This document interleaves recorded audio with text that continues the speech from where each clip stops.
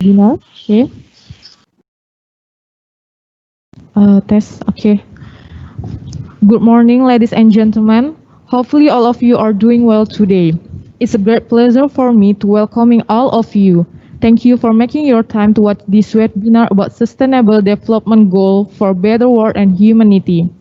Today, we will discuss the pillar of social development. There will be point G1 until G5, but we will discuss it not by sequence G1, G2, G3, G4, G5, but we will randomly do that, but it will not make you missing the point. Okay. It's especially a great moment for us to have all presenters from many aspects and background profile as seen on flyer. There will be from Taiwan, Ghana, Colombia, Indonesia, and also Thailand. First of all, I would like to introduce myself. My name is Nur Hadiati. I'm a lecturer of Faculty of Law, Universitas Internasional Batam. And today, I will moderate this webinar. From our registration database, it will be 500 attended in this webinar from all around the world. Majority is from Indonesia and Taiwan. Okay, today is going to be a great day for all of us because we will all impatiently waiting for this webinar in order to enrich our insight and knowledge regarding the theme of our webinar, the SDGs, Pillar of Social Development. Before the seminar begins, please allow me to briefly introduce all presenters to all of you, and I would like to share a screen. There will be PowerPoint to show you the profile of our presenter. Okay, right now we have our professor, Rina Shahrullah. She is a head of master program in law. Like you see, okay, next. She will be delivered opening statement. After that, we will have Dr. Agustina Fitrianingrum, lecturer and also Dean of Faculty of Economy, Universitas Internasional Batam, will be a keynote speaker. And next, there Dr.Hendi Sama, Dean of Faculty of Science of Computer Science, Universitas Internasional Batam. Okay. If you follow the technical meeting, next, you will hear that today, as you see on flyer, we will plan, or Prof. Kelly plan to present it in this webinar. But behalf or she, there will be a 4 student will attend, like you see on presentation. They are finished the bachelor at Minchu universities and right now pursued the master degree. Okay, next. There will be a student Dharma Siswa program, Republic of Indonesia, Manuel Fernandorios Sanchez from Colombia. Next. Osei Enoch Aboagye from Ghana. Next. Paschara Chaicharoen from Thailand. Okay, next. And we have alumnus from Faculty of Law. There are Miss Winsherly, head of bachelor program, lecturer of Faculty of Law. And then next, we have Miss Yokhebed Arumdika, lecturer of Universitas Selamat Riyadi. Okay, that's our presenter that will accompany us in this webinar. Without the further ado, I would like to welcome Prof. Rina to deliver the opening speech. The floor is yours. Okay, thank you very much, Ibu Nur. Okay, good morning, ladies and gentlemen. It is my great honor and pleasure to speak to all of you via this advanced technology device. I would like to convey my sincere congratulations to those involved in this international webinar on sustainable development goals for a better world and humanity. In 2015, world leaders agreed to 17 global goals, officially known as the Sustainable Development Goals or SDGs. These goals have the power to create a better world by 2030 by ending poverty, fighting inequality, and addressing the urgency of climate change. The 17 goals are all interconnected, and in order to leave no one behind, it is important that we achieve them by 2030. The principles of sustainability are made up of three pillars: economy, society, and the environment. The COVID-19 pandemic has exposed our fundamental weaknesses, such as poverty, poor health system, lack of education, including weak global cooperation. The pandemic has set our countries back in terms of achieving the SDGs by 2030. Today, all of us, whether we live in developed or developing countries, are now facing a common challenge. That is how to end this pandemic and how to end poverty, increase health system, provide education for all, and engaging all parties to collaborate for a better world and humanity. The Sustainable Development Goals or SDGs is a solution, and it serves as a global blueprint to protect our planet and to ensure prosperity for all of us.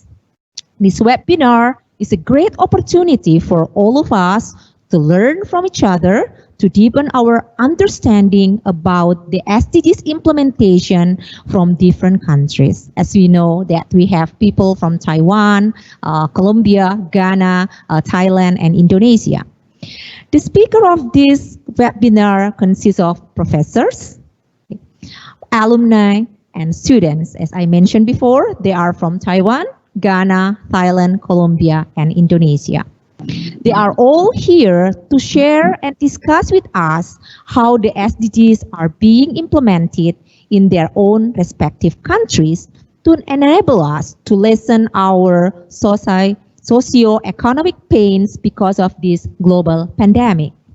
I'm confident that all of us will benefit from the sharing of perspectives, experiences, and challenges from the speakers. We are all here to nurture individuals to utilizing their knowledge and expertise for a better world and humanity. This webinar consists of 4 parts, and today we focus on the social development pillar. I would like to thank everyone who are now joining this event. Kindly join our subsequent webinar. So the webinar today is the first series of the webinar. We're going to have other webinar, inshallah, next month. And then 2 months later, we're going to have another webinar, still focusing on the SDGs. I wish you all the best and actively engage in this webinar. Stay safe, healthy, and happy. Thank you very much and enjoy this webinar. Okay, thank you for the speech, Prof. Rina. Like she said, it will be benefit from all of us attended this webinar. We can sharing from multi-perspective, not only Indonesia, but also from other country. Okay, for this information about this webinar, like they said in the technical meeting, the key and answer season will be held after all presenter finish deliver their material. And for certificate, we'll send to you at least 1 week after this event because we need to verification your attendance. We will send you the certificate, also the material by email. Okay, next we have Dr. Agustina Fitrianingrum will deliver their speech. For the floor is yours, Prof. Agustina. Thank you for the moderators. Okay. First of all, I would like to thank to the Faculty of Law Science, Universitas International Batam, that invites me to involve in this meeting and sharing the idea of building a better life for future. Good morning, the honorable speakers and all audiences. In this opportunity, I would like to share about building supply chain resilience for the next normal era as the concern of SDGs goal number 12 of one of agenda in the Sustainable Development Goals that aims to ensure sustainable consumption and production pattern. As we know that the pandemic COVID-19 is really changed the world. It's the real disruptive era. And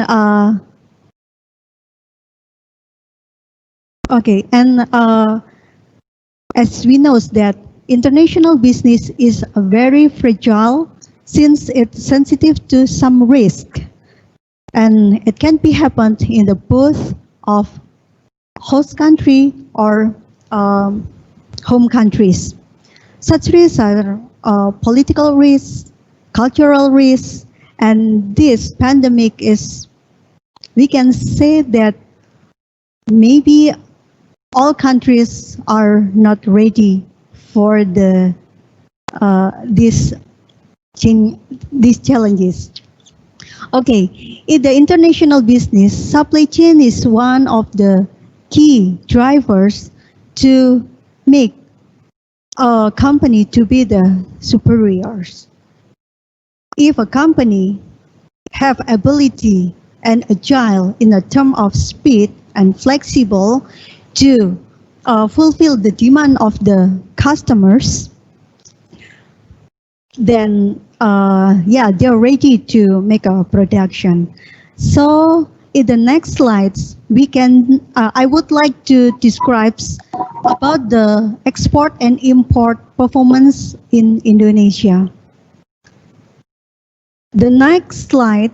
In this next slide, we can see that this is the trading. Shows before and after pandemic. Indonesian Statistic Bureau updated the value Indonesia export in April 2020 that is only reached 12.19 billion of US. So it's down 13% compared to export March 2020, so 1 month before.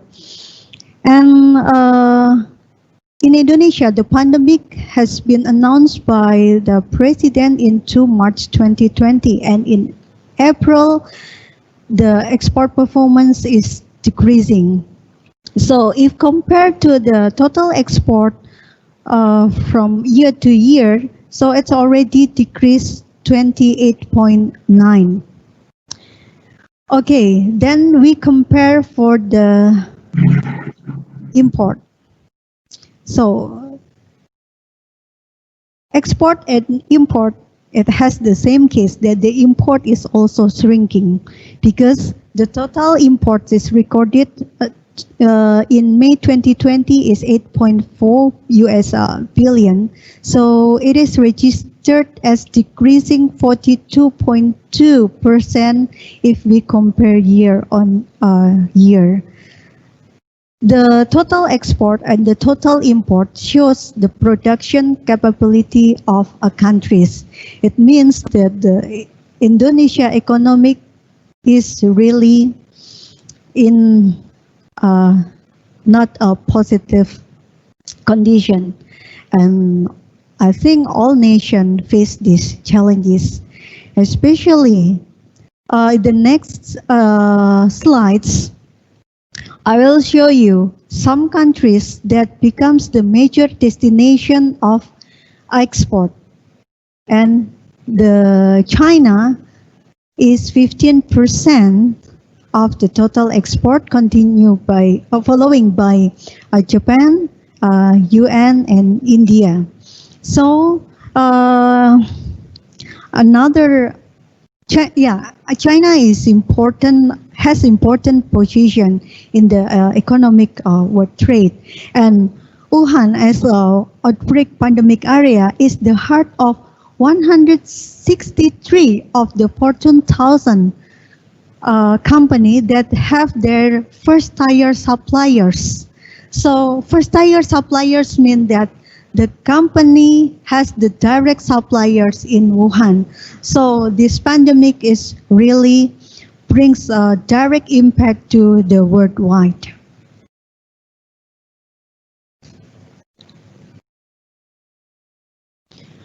Okay, after we can see all the trends of export, import, and also the position of other supporting country in the Indonesian economic, then in the next slide, I want to share how we can build a better life in the next era after the pandemic.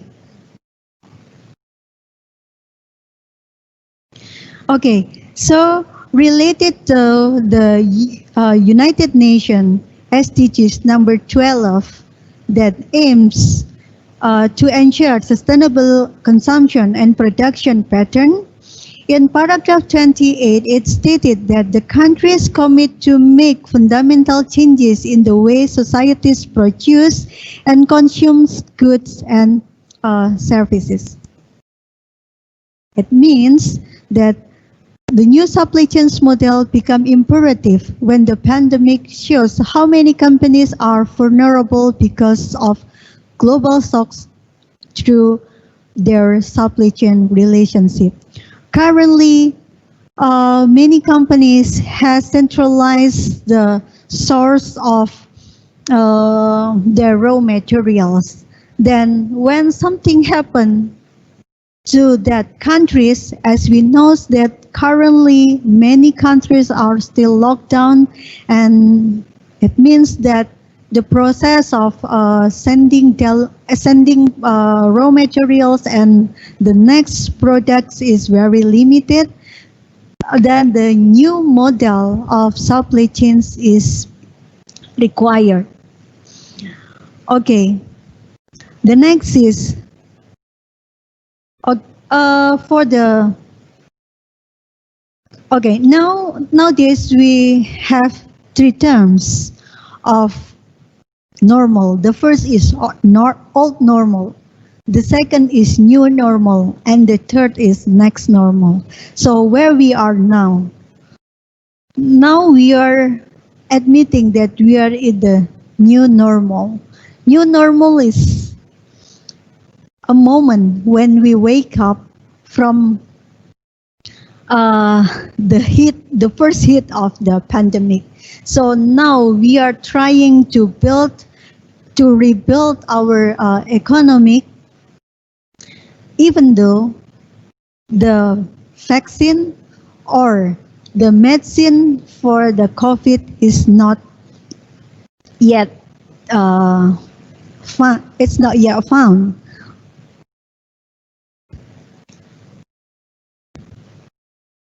We are preparing to live next or side by side with the pandemic.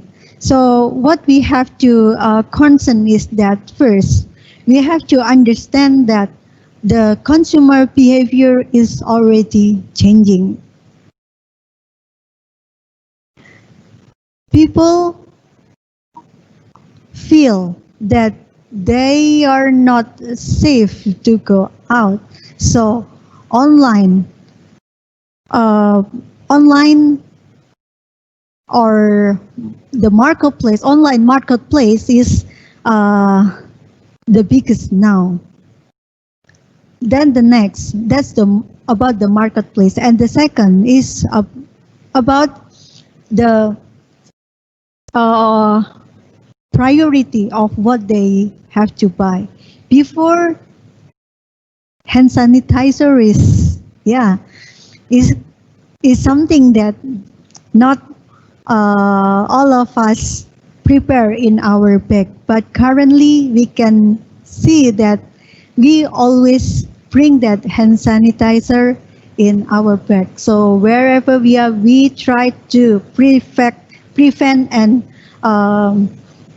protect ourselves. So that we have to concern about the customer behavior changing. So now company can directly reach customers. It's not only so customer is not only buy from the uh, groceries kind of the small shops, but now they can order from the company. And then the next is we have to evaluate the alternative inbound logistic option. So before we are means a company focus to find logistic from a certain or centralized, but now we have to evaluate if our partners has ability to find and to support uh, our needs. And then the next is open channel of communication with the key customers. This is important because our key customers may provide and may need something that before we do not realize it. And then we also need to explore the better of our hidden capabilities. So it's related to human resource capabilities in our companies. It is important to prepare for the rebound. In the next slide, I show you that the supply chain's new model introduced by Kilpatrick and Porter in 2020 is more complicated. The next slides, we can see that before the system is initiated by developing product and then making planning, and then we find the resources and then start making and deliver to the customers. But currently, as that like a diamond model, that's become more complicated, where the digital is become the core. So the technology is the base to connect us with the customers and also our suppliers. The intelligent supply, factory of the future, the connection of customer, and the synchronized planning between each, and it should be dynamic. So this illustration of supply chains model by Kilpatrick and Porter is a challenge that we should prepare. So we have to be agile and dynamic to be survive in this pandemic. Okay, so I think that's all that I would like to share in this session. Thank you for your attention, and I wish you to stay safe and healthy, and everyone will be living happily in a future. Thank you. Thank you for the material, Prof. Agustina. There will be the like 5 point you need to know about supply chain in the next normal era, how to maintain your supply. There will be understand, evaluate, open, explore, and prepare. Prof. Agustina also present the model of supply chain in next normal area, the example. Okay, next we have Prof. Hendi Sama will deliver the material. The floor is yours. Okay, thank you, Miss Nur. Good day, everyone. The Honorable Miss Rina, speakers, and all of audience who has come in this event. On this happy day, allow me as speaker to deliver a presentation titled Strengthening the Technology Adoption in Sembulang Rural Areas. Next, please. Okay, it's already been introduced, yeah. So I can conclude that I also become the coordinator head for Relawan TIK. You can see me on relawantik.or.id. Next. Okay. The only thing that is constant is change. As said by Miss Agustina just now that the risk of pandemic is still with us. I said, do not worry, be happy. We know that the only constant in life is change. Yeah, according to Heracticus, we all face changes every day, whether it is a simple change in the weather, our schedule, or expected change of seasons. Change affects us all, and we deal with change differently. This only constant is in life. Yeah, the only thing we can be sure is will happen. It is for sure this pandemic will also disappear in time. Speaking about change, the only constant in the technology industry is also change. Since the first industrial revolution and developments in technology have brought incredible benefits to our life and business, it is totally applicable in today's world that we have to learn about big data, analytics. Our industry landscape is constantly changing, no doubt about that. Think about it a bit from technology point of view. Maybe you have heard about virtualization, machine learning, and on and on. And just take a look. It's all about the big data technology happening. It's about industrial revolution. Next. Ladies and gentlemen, we are at Industrial Revolution 4.0. Arguably, this is the era that we are entering now, where the joints of human life are dominated by advances in information technology. The internet, data, and artificial intelligence are a series of technology that underpin this revolution. But at the latest current news that the development of industry began from beginning of human civilization. The latest digital transformation has changed habits, the way of life, people, and industries. At present, the Industrial Revolution 4.0 is being carried out throughout the world. Information technology, internet works, data, and artificial intelligence are a series of technologies that are cornerstones of life in this Industrial Revolution 4.0 era.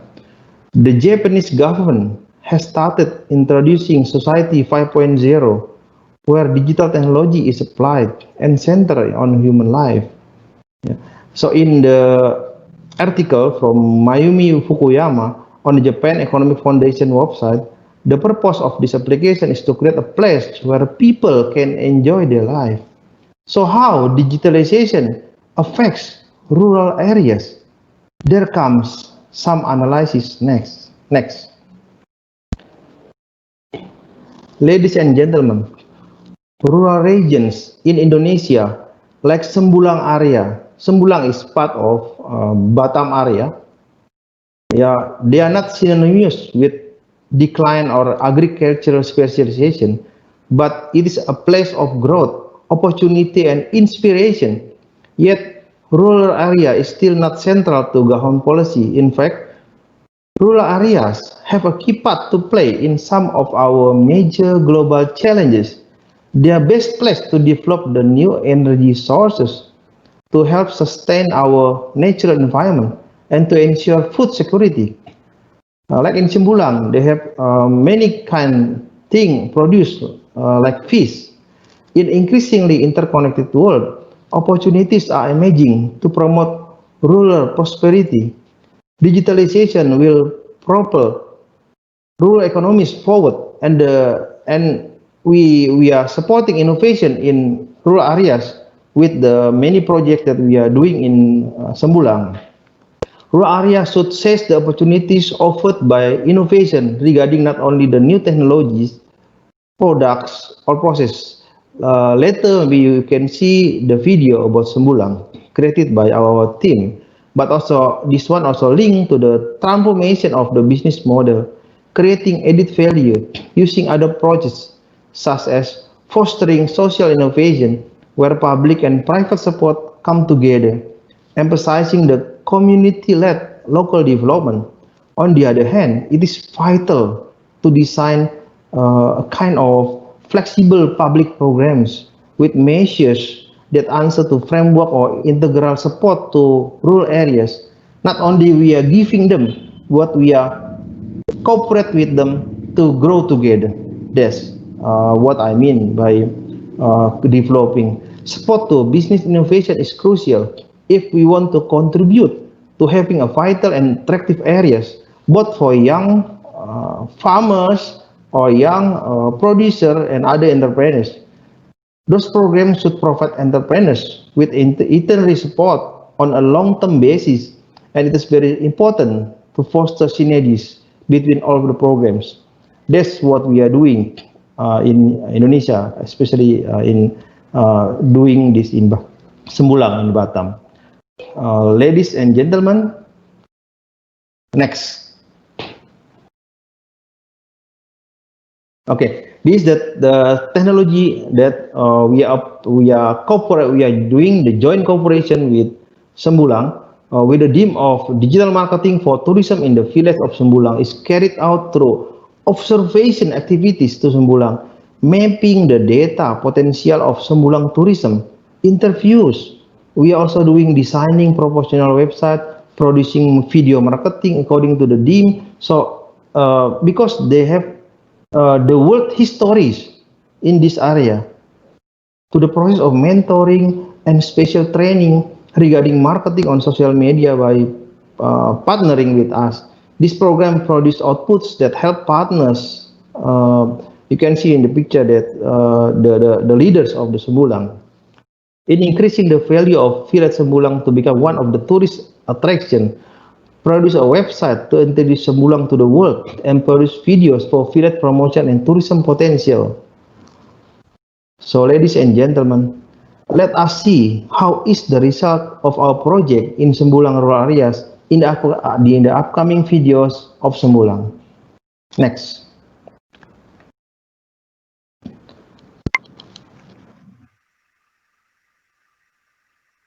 Okay, play please. So this the video that we are creating. Just play. Can you play video?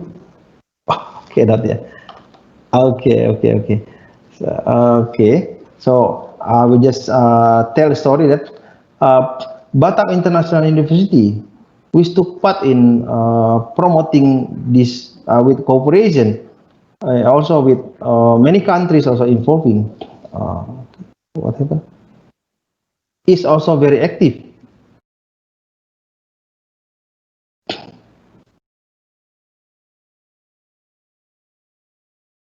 in making a Sembulang a guided village. It was also very well received by their government. Yeah, the head of the Sembulang Kelurahan. Oh, okay, okay, great, thank you. So this is Mr. Rizal. Yeah, he was very enthusiastic and warmly welcome the UIB work program that will advance the Sembulang village. It has been agreed that this collaboration program will highlight the implementation of digital marketing of Sembulang village, so it is better known to the wider community. Not only the people in the city of Batam is also expected to be able to attract more foreign tourism, and also, respecting the world histories. Sembulang is also known as a historical village, and it is a tourist in Galang district. Sembulang is a stopover for last time they call it pirates based in Galang Islands, and was once a shelter for Japanese soldiers who were defeated in World War II and become the world histories. The monument is also known as the Japanese Monument.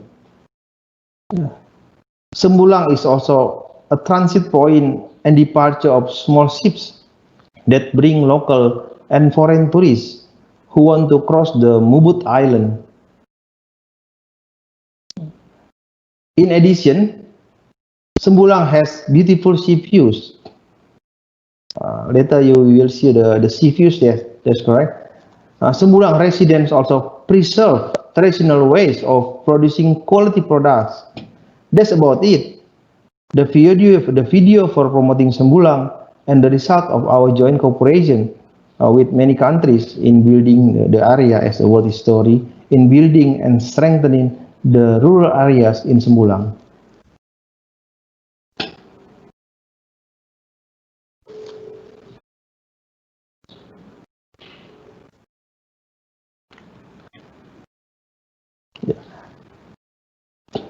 Yeah, next. Yeah. So, ladies and gentlemen, we can conclude from our dedicated joint cooperation with many countries that one, proportional videos for Sumbulang strengthen its position of interest in the tourist eye. So then, secondly, the implementation of website marketing creates tourism potential in the Sumbulang rural fields. So the next is about the reference that I created. Next, this is the reference that where I created this presentation. Thank you for the reference and all the audience. Thank you for your nice attention. That is all the speech that I can deliver. Ideally, what I have said is gainful for us.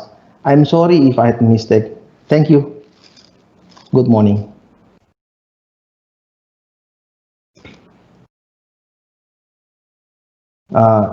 Give it to you, Miss Nur.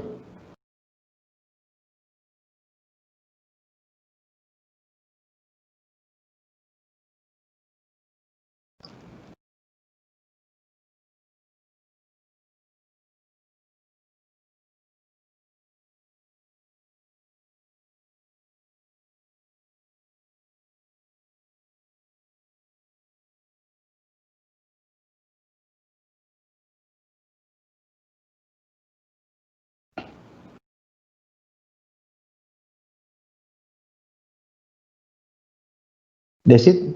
Thank you, Miss Nur.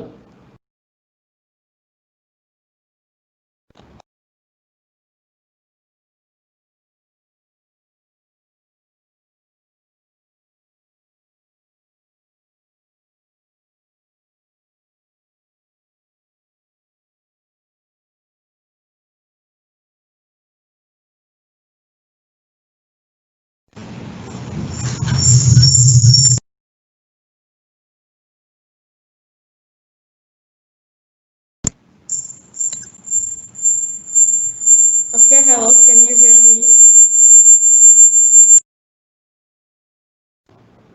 Very clear. Thanks. Yes, sir, clear, but we have a little technical problem, so please bear with us.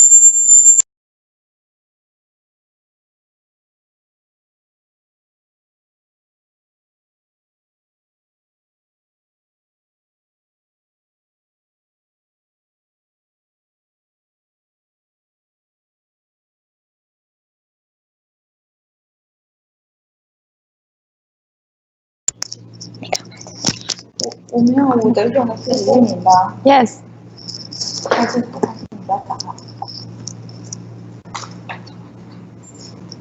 Okay.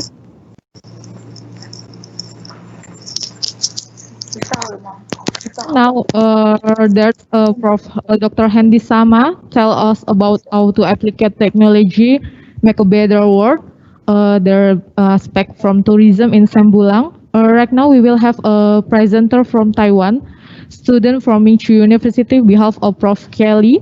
They will be also talk about technology. Okay, the time is yours.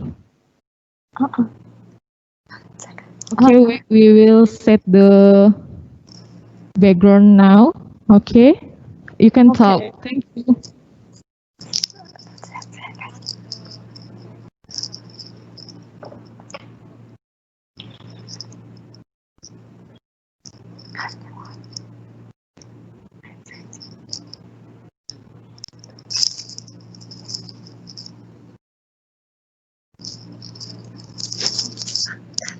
The time is yours. Before talk, can you introduce yourself? Hello, everyone. Today, we are going to talk about Taiwan experience using technology to keep COVID-19 at bay.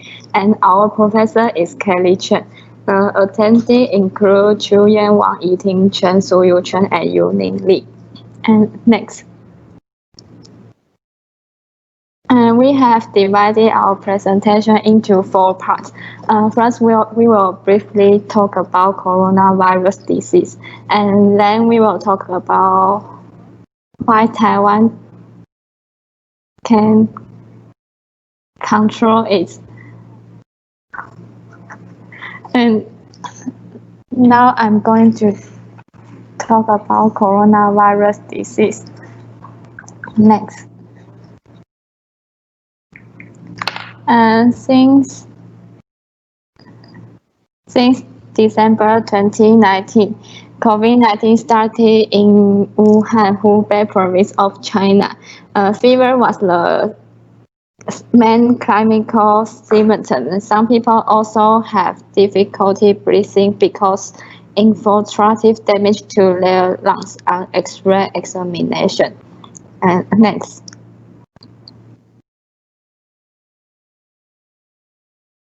And as of today, over 10 million confirmed cases have been reported and have more than 447 people dead in the global. But in Taiwan, there are only 447 confirmed cases and 7 people dead. So next we will talk about why Taiwan can control it.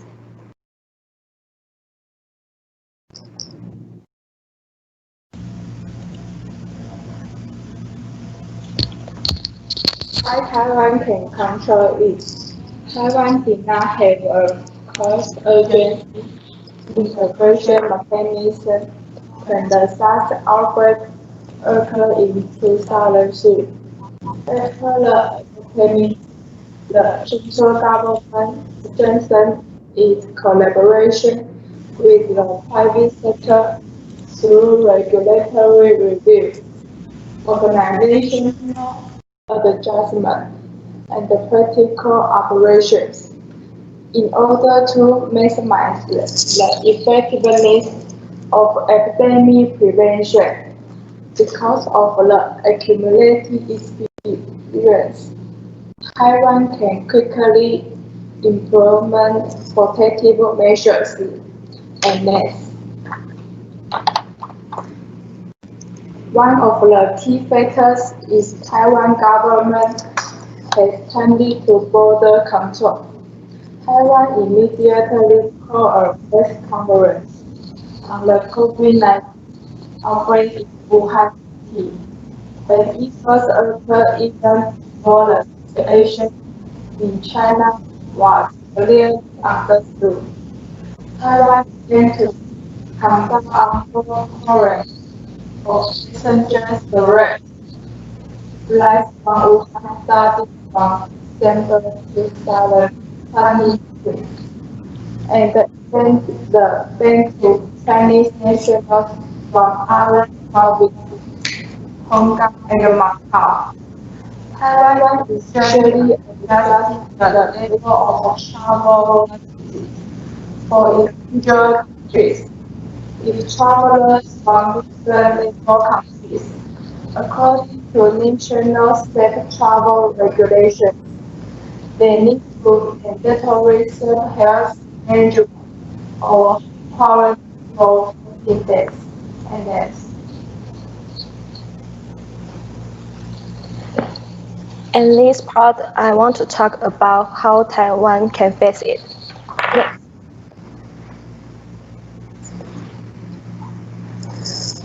Adopting technology to strengthen isolation and quarantine measure. First is that the quarantine system from entrance was able to accelerate the immigration process by scanning a QR code before taking off or after landing and filling out a health declaration online. And second is that travel information is integrated into the disease prevention tracking system for the 14 days quarantine, as well as the digital facing tracking system to accurately track whereabouts of people in quarantine and issue warnings. Next. Inventory and dispatch of academic preparation supplies. Colleagues monitoring the daily domestic medical alcohol production and distribution. and coordinating with Taiwan Tobacco and Liquor Corporation and Taiwan Sugar Corporation to produce alcohol for general customers to use for cleaning needs, as well as to meet the demand for medical and daily use. Next. On 24 January, the Taiwanese government announced a temporary ban on the export of medicine until June to secure a supply of masks for sisters. Next.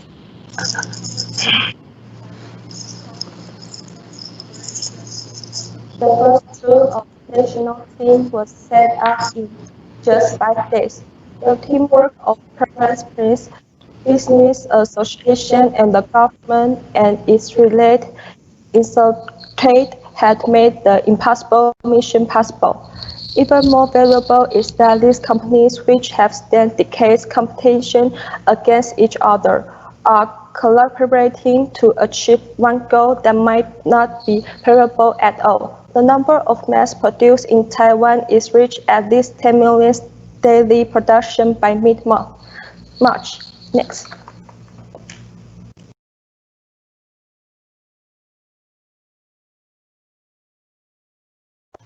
And all of Taiwan's face masks are requisitioned and responsibly distributed by the government. And Taiwan government also created a system named the Mask Distribute System. And the first version is 1.0.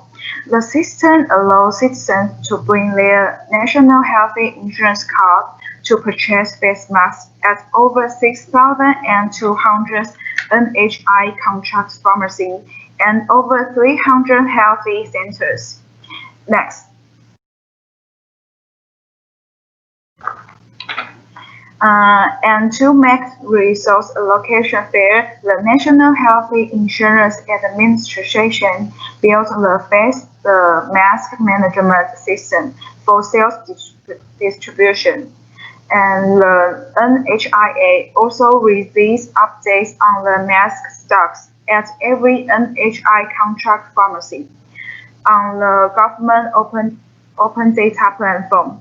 This allows the private industry to develop various value-added applications, so the public can easily find out the locate of pharmacy and their stocks of masks.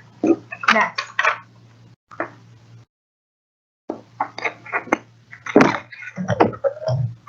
And then the update version is 2.0. System can order the mask after complete the identity validation through the NHI app on the mobile phone or logging into the e-mask ordering system. Next. Which their NHI card or citizen digital certificate on the computing meeting the need of citizens with various lifestyles, so they can use the phone or the computer to pre-order their face masks.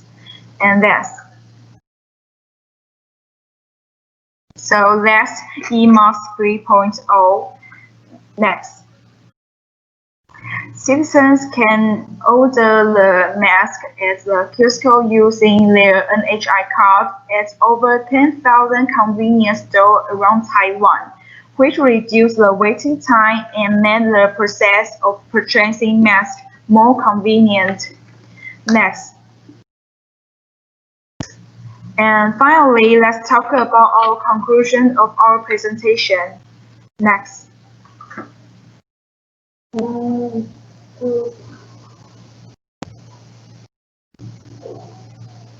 To sum up what we have discussed above, and why Taiwan can keep COVID-19 away, because Taiwanese have learned a lot from the SARS epidemic. So in the COVID-19 this time, Taiwan government have implemented the anti-epidemic measures earlier than other countries.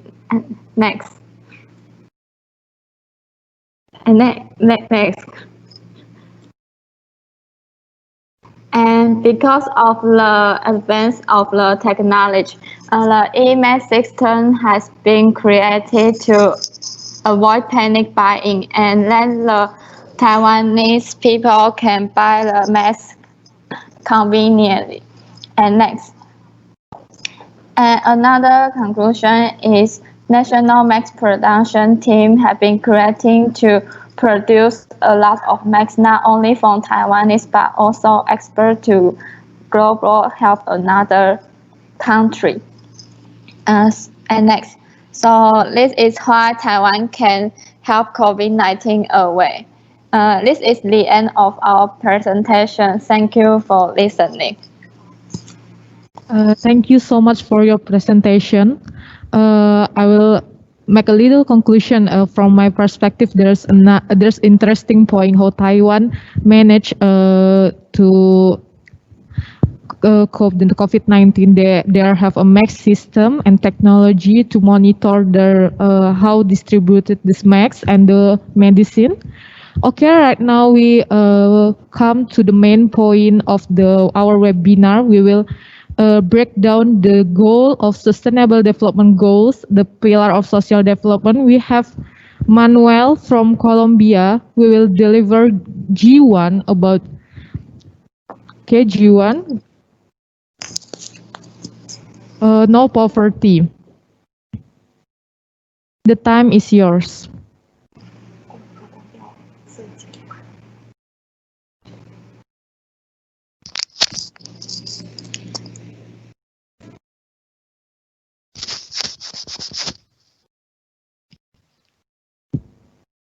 Manuel, are you there?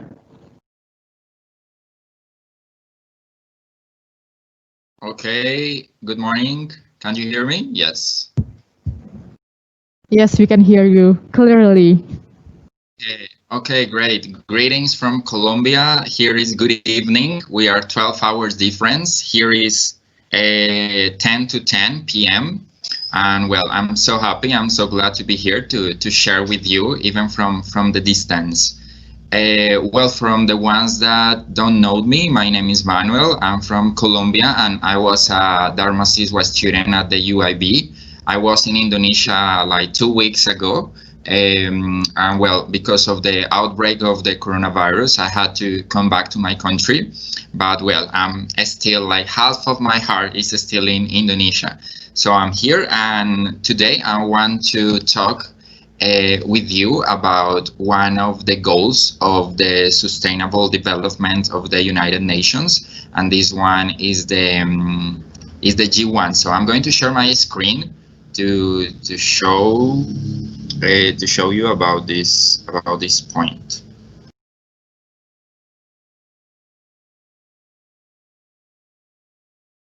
Give me a second.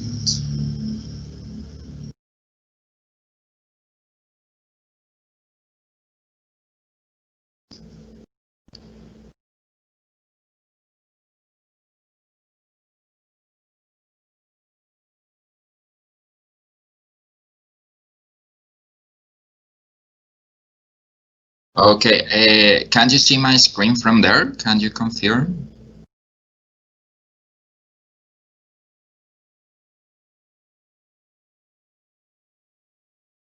Excuse me, can someone confirm if you can check my screen?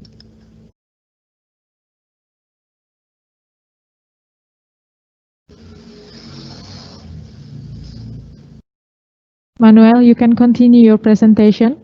It's seen at screen.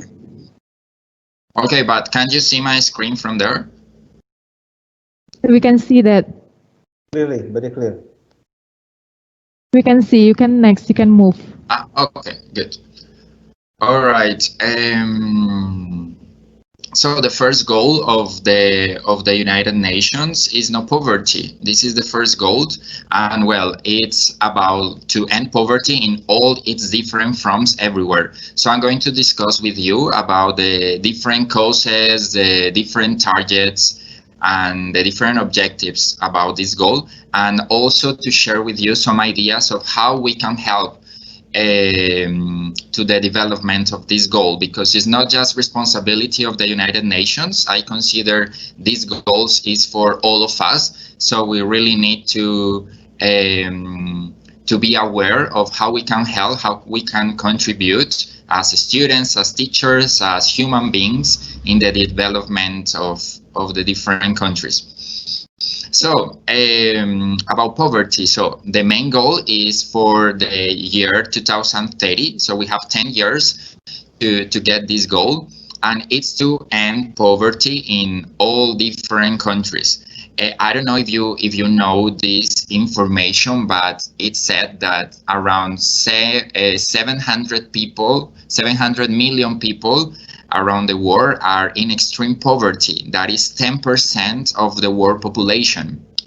And what is extreme poverty is when you can just live with less than $2 per day. And it is established that the region with more extreme poverty in the world is in the sub-Saharan Africa. So this is like the main region, but of course you know that in many other countries around the world there is some regions of extreme poverty, and also especially in India, in Bangladesh, in Southeast Asia, also in Latin America, and nowadays we can also see extreme poverty cases in the United States and in Europe. So what is extreme poverty? Is when you have difficulties to get your basic needs. Basic needs are like health, education, food, water, sanitation, health services, and so on. And also it is said that in the rural areas, in the countryside, the possibility of extreme poverty is 3 times higher than in the urban areas. Also, some people think that to end poverty, you just need job opportunities. But it is said that even with a job, there are extreme poverty cases. Like having a job, having like being in a company doesn't guarantee that the poverty can be exterminated. And the most affected people with this, of course, are the children.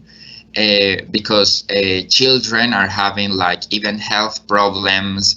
They are living in extreme poverty, and these are like the more vulnerable groups. So the United Nations, they are like focusing especially on children, and of course to give opportunities to their parents for these children to grow up in a different environment.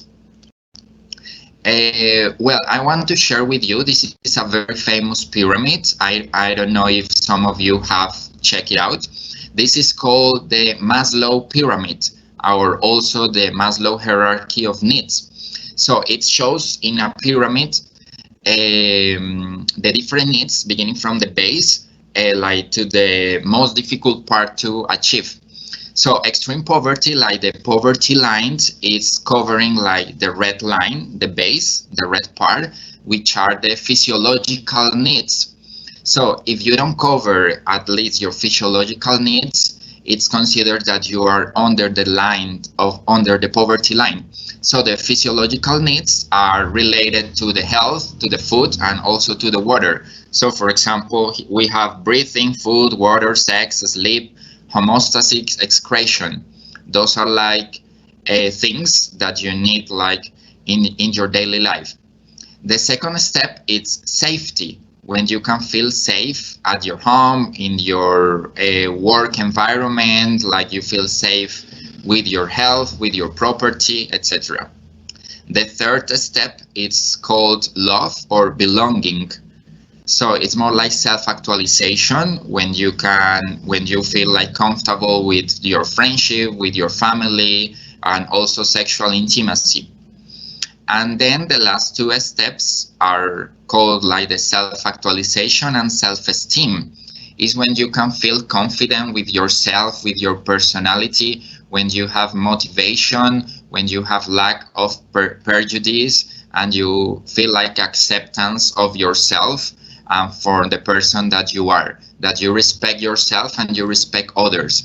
So if you have these 5 elements, it is considered that your life is complete, that you are happy, right?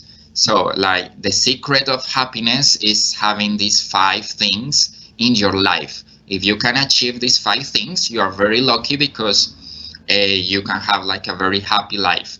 But so this goal of the United Nations, it's the focus is in this red line, in the physiological needs. Okay, so these are the targets of the United Nations for this first goal. So we have like 5 different targets. All of them are set for the year 2030. Well, as I told you at the beginning, the main purpose is to eradicate extreme poverty that is measured like people that live with less than $2 per day. Also, like to reduce at least half of the world's poor population, and that these people can like go over the poverty line. Also, one of the targets is to implement and to promote national and international laws and helps for social protection. Like the different governments in different countries can give like real help and good opportunities for these people to get better jobs, to get better opportunities, and to get a substantial coverage for the poor and vulnerable people. Well, the 4th target is, of course, to give basic services to the people, like in different forms, like in food, in natural resources, even to give them the chance to get appropriate new technology, to get access to financial services, and to give people the chance to end with poverty. And finally, the 5th target is to generate different ways of resilience to the poor people, and that they can get over vulnerable situations, even like some poverty is caused by natural disasters or climate related extreme events, so that the different communities can be ready for these natural disasters and maybe to relocate some communities to safe places. Okay, so next I want to share with you which are some of the causes of poverty of the world. So in general, there are 4 causes that are divided in 4 different groups. Those are geographic, historical, political, and economic. So it's considered that the poorest regions in the world, they are affected by one of these 4, or even 2 or 3 or 4 of these at the same time. So the first cause is the geographic factors, the geographic conditions.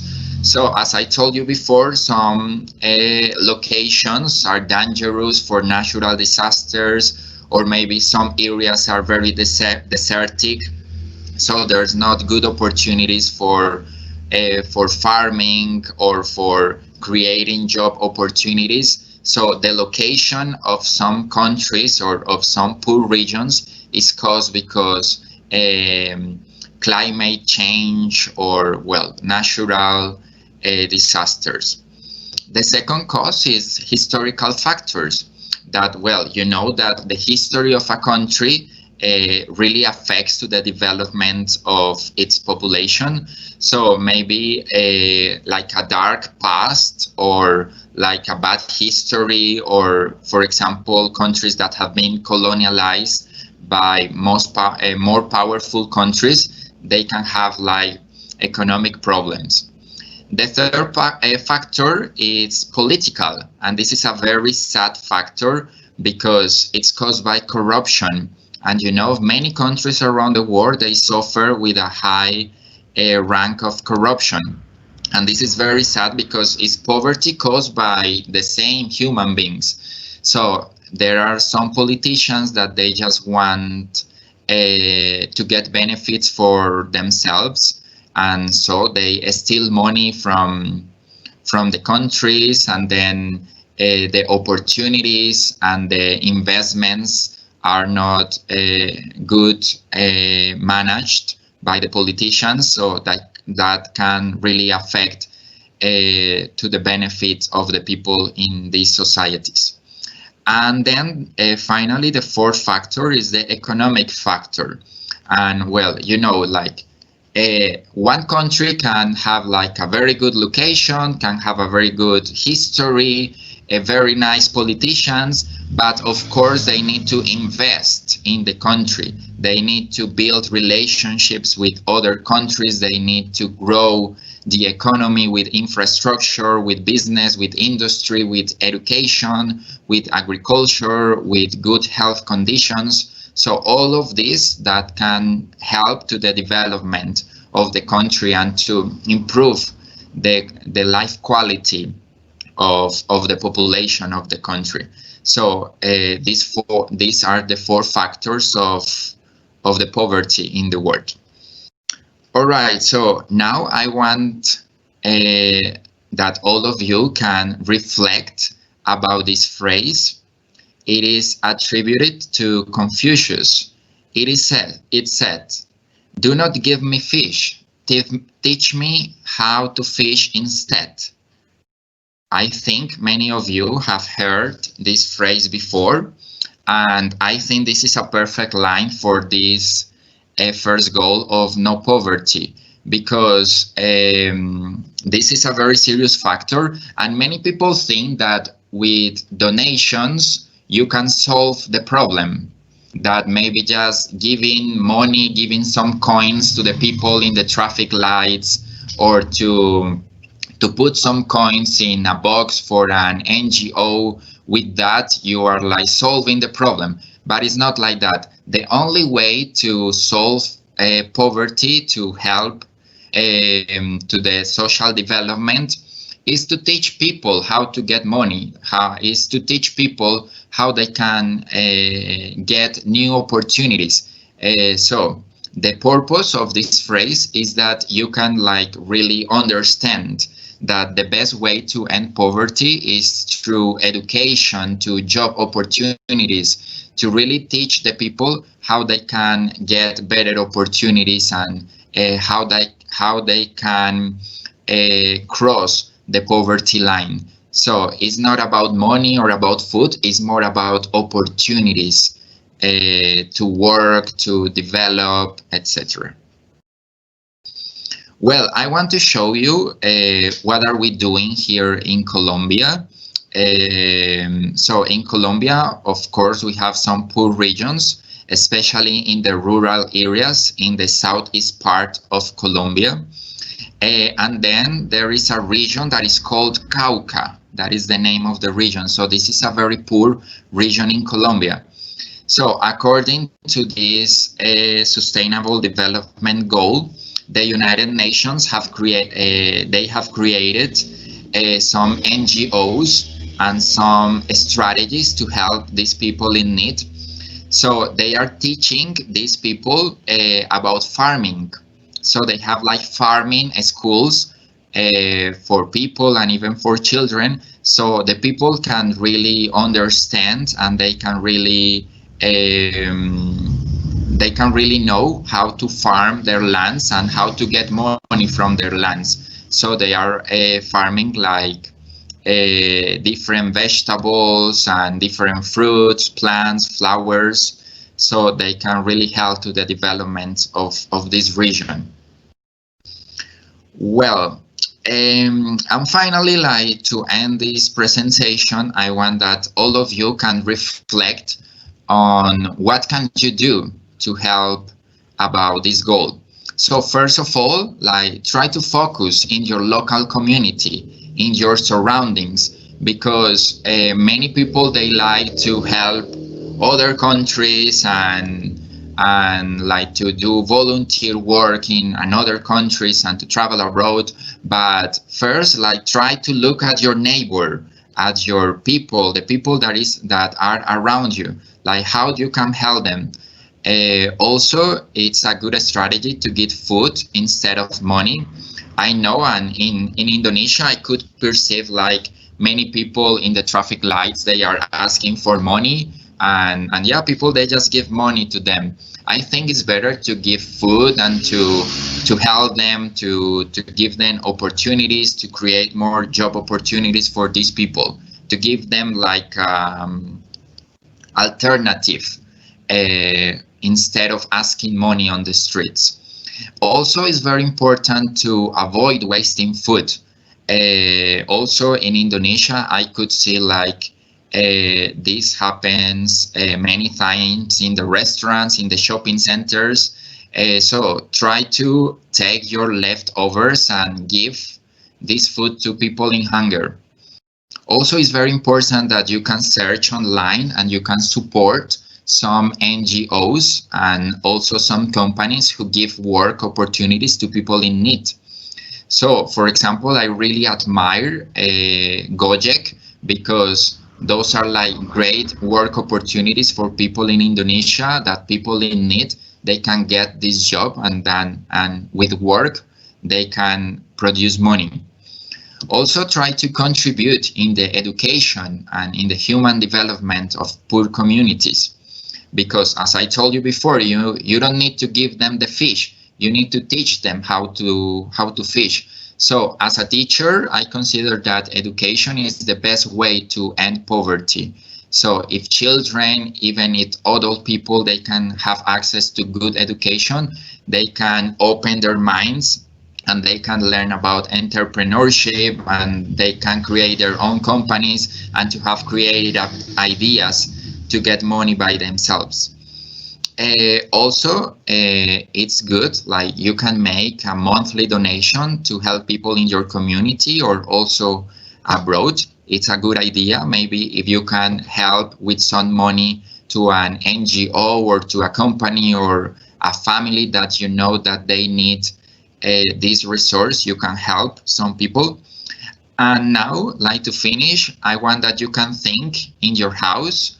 You can think 3 more ways that you can do to contribute to eradicate the hunger, the poverty in the world. Because these young generations, we have many interesting ideas. We have many different strategies that we can help to the development of the world. Okay, so I think my time is over. So thank you so much. Terima kasih. And in Spanish, we say gracias. Okay, so I will continue online, and I think the questions will be at the end. Okay, thank you. Okay, thank you. Gracias, Manuel. Gracias. Like the presentation from G1, no poverty, I can conclude that start, do something, stay productive, and one of the best way to end poverty is education, so keep learning. After this, we have Osei Enoch will discuss about G2, zero hunger. The floor is yours. Okay, thank you everyone. Good morning. My name is Osei Enoch Aboagye. I study Indonesian language in Universitas International Batam in Indonesia. I feel very much honored to be invited as a speaker in this great seminar. So today I'm going to talk about zero hunger as the second goal of the Sustainable Development Goals. Okay, please next. Okay, zero hunger, that is to end hunger, achieve food security, and improved nutrition and promote agriculture. So the goal states that by 2030, we should end hunger and all forms of malnutrition. This will be done by multiplying the agricultural productivity and improve the income of small-scale food producers by ensuring sustainable food production systems, and by progressively improving lands and soil quality. Next.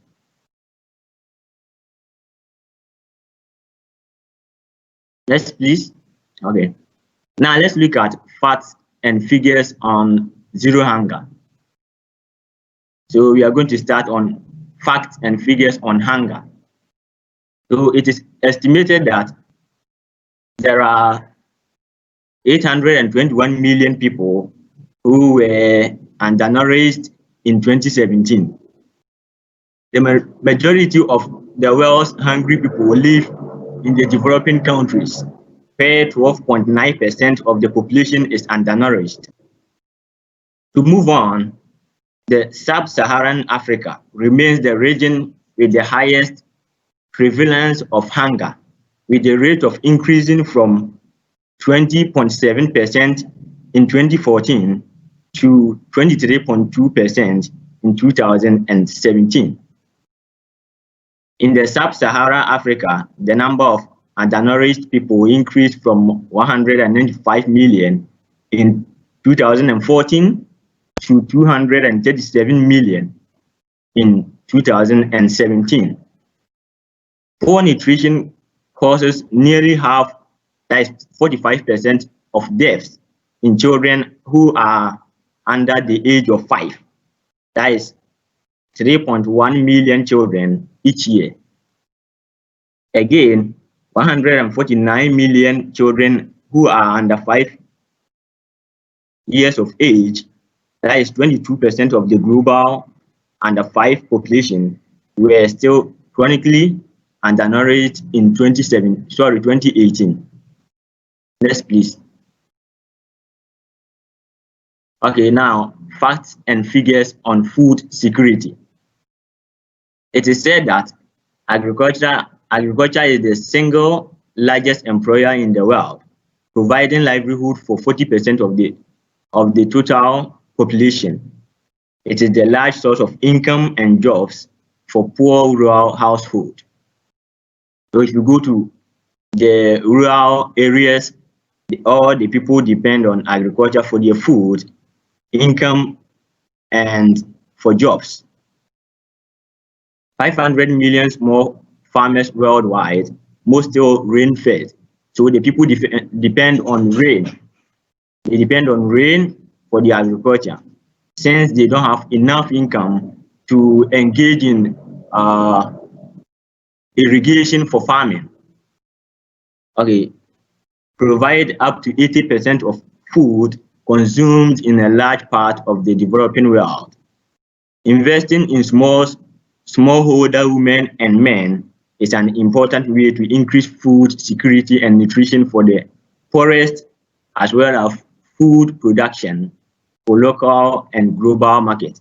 So it is very important to invest in these small scale farmers, both men and women, in order to produce more, because they don't have the assets. They are very good in agriculture, they have the skills, but they don't have enough to buy the equipment for farming in order to produce the production of agricultural goods. Since the 1900s, some 95% of crop diversity has been lost from farmers' fields. So in the olden days, there were some species of crops on the farm, but for now, many of them have been lost. Better use of agricultural biodiversity can contribute to more nutritious diets, enhance livelihood for farming communities, and more resilient and sustainable systems. There is important to also educate on educate the farmers on how to produce more, how the farming systems that they should employ in their work, like crop rotation, mixed farming, mixed cropping. They are some of the agricultural practices that can be employed to increase their production. Okay, if women farmers had the same access to resources as men, the number of hungry in the world could be reduced by up to 150 million. If you go to the rural areas, there are many women who have engaged in farming. but the resources are not for them. They have access to agriculture, but they don't have land. The lands belong to the men.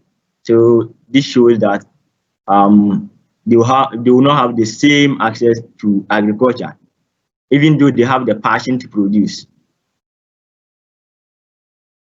Okay, to move on. Sorry, go back. Yeah.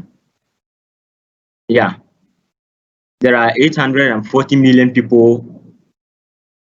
840 million people have no access to electricity worldwide, most of whom live in the rural areas of the developing world. Energy poverty in many regions is a fundamental barrier to reducing hunger and ensuring that the world can produce enough food to meet the future demand. So if you go to the rural areas, there's no electricity for them. If there is electricity, they can use the electricity to engage in irrigation. So if they want to irrigate, they have to go to the rivers and fetch the water themselves, which is very tedious for them. Next, please.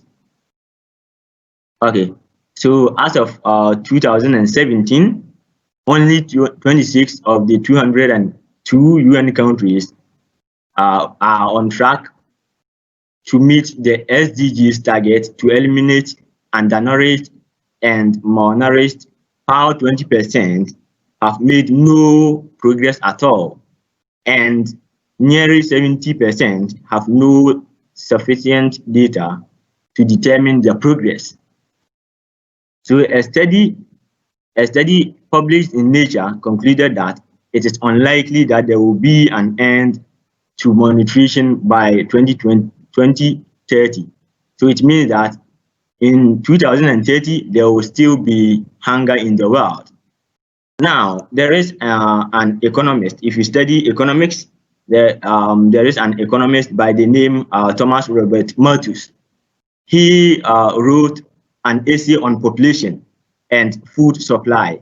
If you study his theory, he says that the population is increasing at a geometric progression, and food supply is increasing at an arithmetic progression. It means that the population keeps multiplying and the food supply is adding. So there is no way the food supply can keep pace to the increasement in the population. So it means that the more the people keep increasing, then the food, in order for the food to also increase to meet their demand, it is not in that way.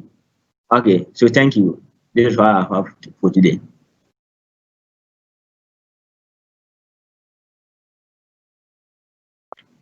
Okay, thank you, Osei, for the presentation about goal 2, zero hunger. The main point is how we should improve gitu, doubling agriculture productive and etc. With the point about food, how we ended zero hunger, but in their PowerPoint, maybe it's still a long way, but we can do it. Okay, next we have Paschara from Thailand. We will be presented about the G3, the good health and well-being. The floor is yours. Okay, thank you. Good morning, everyone. I'm glad to be here and nice to see you all. Thank you to invite me to be part of speaker. So today my topic is about good health and well-being. So when we looking the good health and well-being, we can divide it into two words. Yeah, good health and well-being.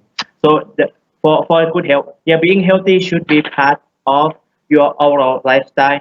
Living a healthy lifestyle can help prevent chronic disease and long-term illness. Feeling good about yourself and taking care of your health are important for your self-esteem and self-image. Maintain a healthy lifestyle by doing what is right for your body. So imagine, for example, there is two people.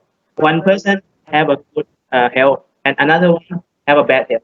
So good health can do whatever they want full efficiency, but for another, they have bad health. So yeah, he or she can do, but not for long term, maybe for short term, like that.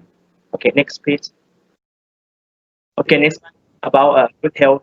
The word refers to state of complete emotional or physical well-being.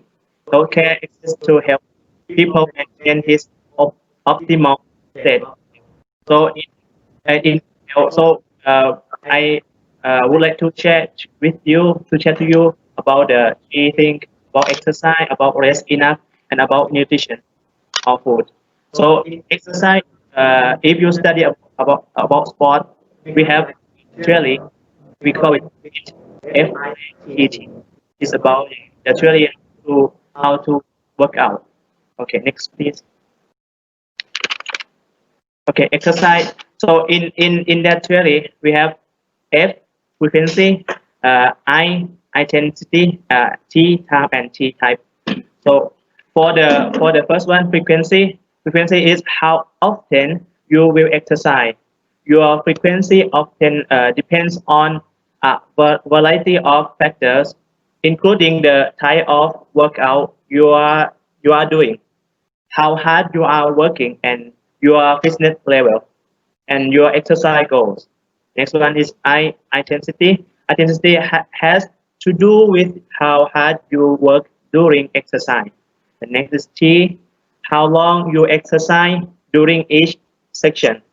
That isn't one. There isn't one set rule for how long you should exercise, and it will typically depend on your fitness level and type of workout. And the last one is type. So in exercise we have two types: aerobic exercise and anaerobic exercise. Aerobic exercise is exercise to help the cardiovascular and respiratory system work better, help to burn fat, such as running, swimming, cycling, and aerobic dance, and etc. Then it's about an aerobic exercise. An aerobic exercise uh, is an aerobic is an aerobic exercise for energy combustion, such as weightlifting, short running, and etc. Okay. For this slide, I have like an idiom or yeah, like an idiom to share to you with you. Work out, eat well, be patient. Your body will reward you. Next, please. Okay, next one is about rest enough. So as we know, we shouldn't use phone before we sleep because that phone will disturb us when we will sleep. So I suggest you it's better if you try to do something like read a book, or for example me, I before I sleep I always listen the podcast before I sleep to try to remind vocabulary in English. And also, as we know, we have to take a rest around 6 to 8 hours in the night. Okay, next please. Okay, next is about nutrition. So healthy eating plate. The first one is water. The water is the important thing in our life. So we cannot we have to drink it every day. So drink water, tea or coffee with a little or no sugar, and avoid sugary drink. Next is about whole grain. Eat a variety of whole grain like whole wheat bread, whole grain pasta, and brown rice. Next is about healthy protein. Choose fish or poultry and beans and nuts. Yeah, limit red meat and try to avoid bacon or crow cut. Next is about healthy oils. Use healthy oils like olive and canola oil. It is about vegetable. Uh, Try to eat veggies and try to the more veggies and the greater the variety is better. Yeah, try to eat a lot of vegetable. And next it's about fruit. Eat plenty of fruits of all color. Okay, next please. Okay, next is about well-being. So in well-being, we have like four branch of that. we have like financial well-being, career well-being, society well-being, and physical well-being. So for this slide, I will show you about the target of good health and well-being. The target of good health and well-being, the first one is reduce mental mortality by 2030. Next is end on preventable death under 5 year age by 2030. Next is fight communicable disease by 2030, and the epidemics of AIDS, tuberculosis, or malaria. It is about reduce mortality from non-communicable disease and promote mental health by 2030. Next, please.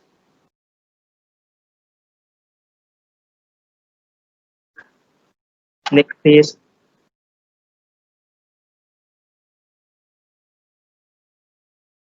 Okay. Prevent and treat substance abuse, reduce road injuries and death, universal access to sexual and reproductive care, family planning and education, achieve universal health coverage, reduce illness and death from hazardous chemical and pollution, increase health financing and support health workforce in developing countries.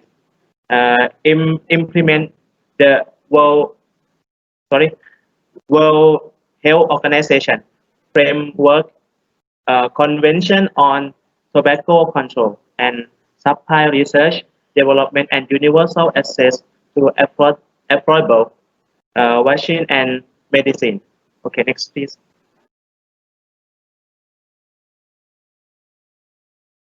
Okay, for this slide, I would like to remind you about all of you know about coronavirus now, and I would like to remind you about when you go anywhere, because for now Indonesia is new normal.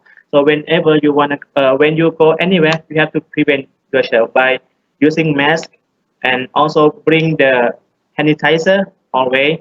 And I would like to remind you for the risk factor.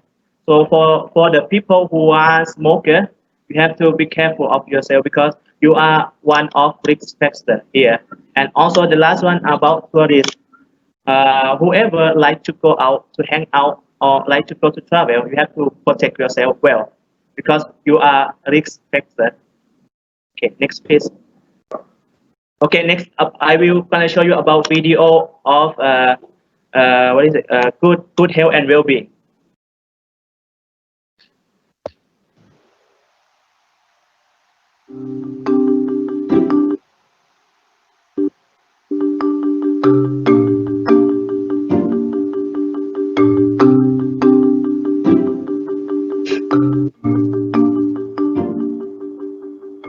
It requires governments to do many things. First, governments must invest in human resources for health so that there are health workers close to people. They must also invest in a social protection floor so that people who want services can buy services. It's not good enough to have services when they cannot afford it. And the final point is supply chains management system. So if you are going to provide services, you must also provide supplies. So when they need drugs or they need supplies to provide health, they'll be there to do it. I think it's important for us to be able to provide good nutritional advice to young people so they eat well, balanced diet. They eat enough fruits, they eat enough vegetables, and they have a balanced diet with micronutrients. I think it's important. So those are things that we can do.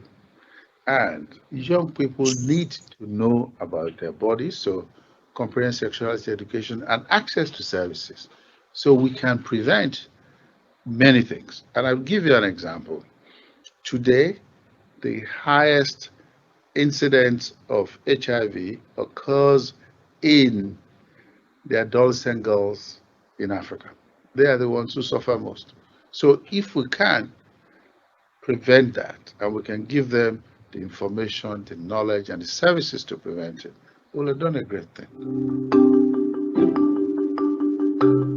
I think with government, if government puts their mind to it, yes, because most of the things we're talking about here are things we are doing at this point in time.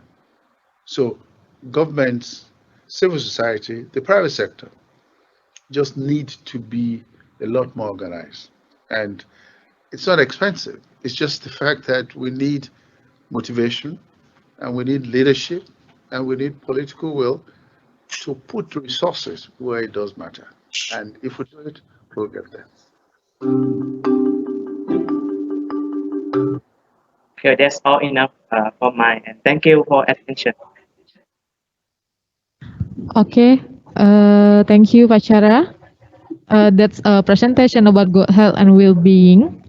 And Paschara also elaborated the COVID-19 situation, how to stay health and safety. Next, we have Miss Winsherly.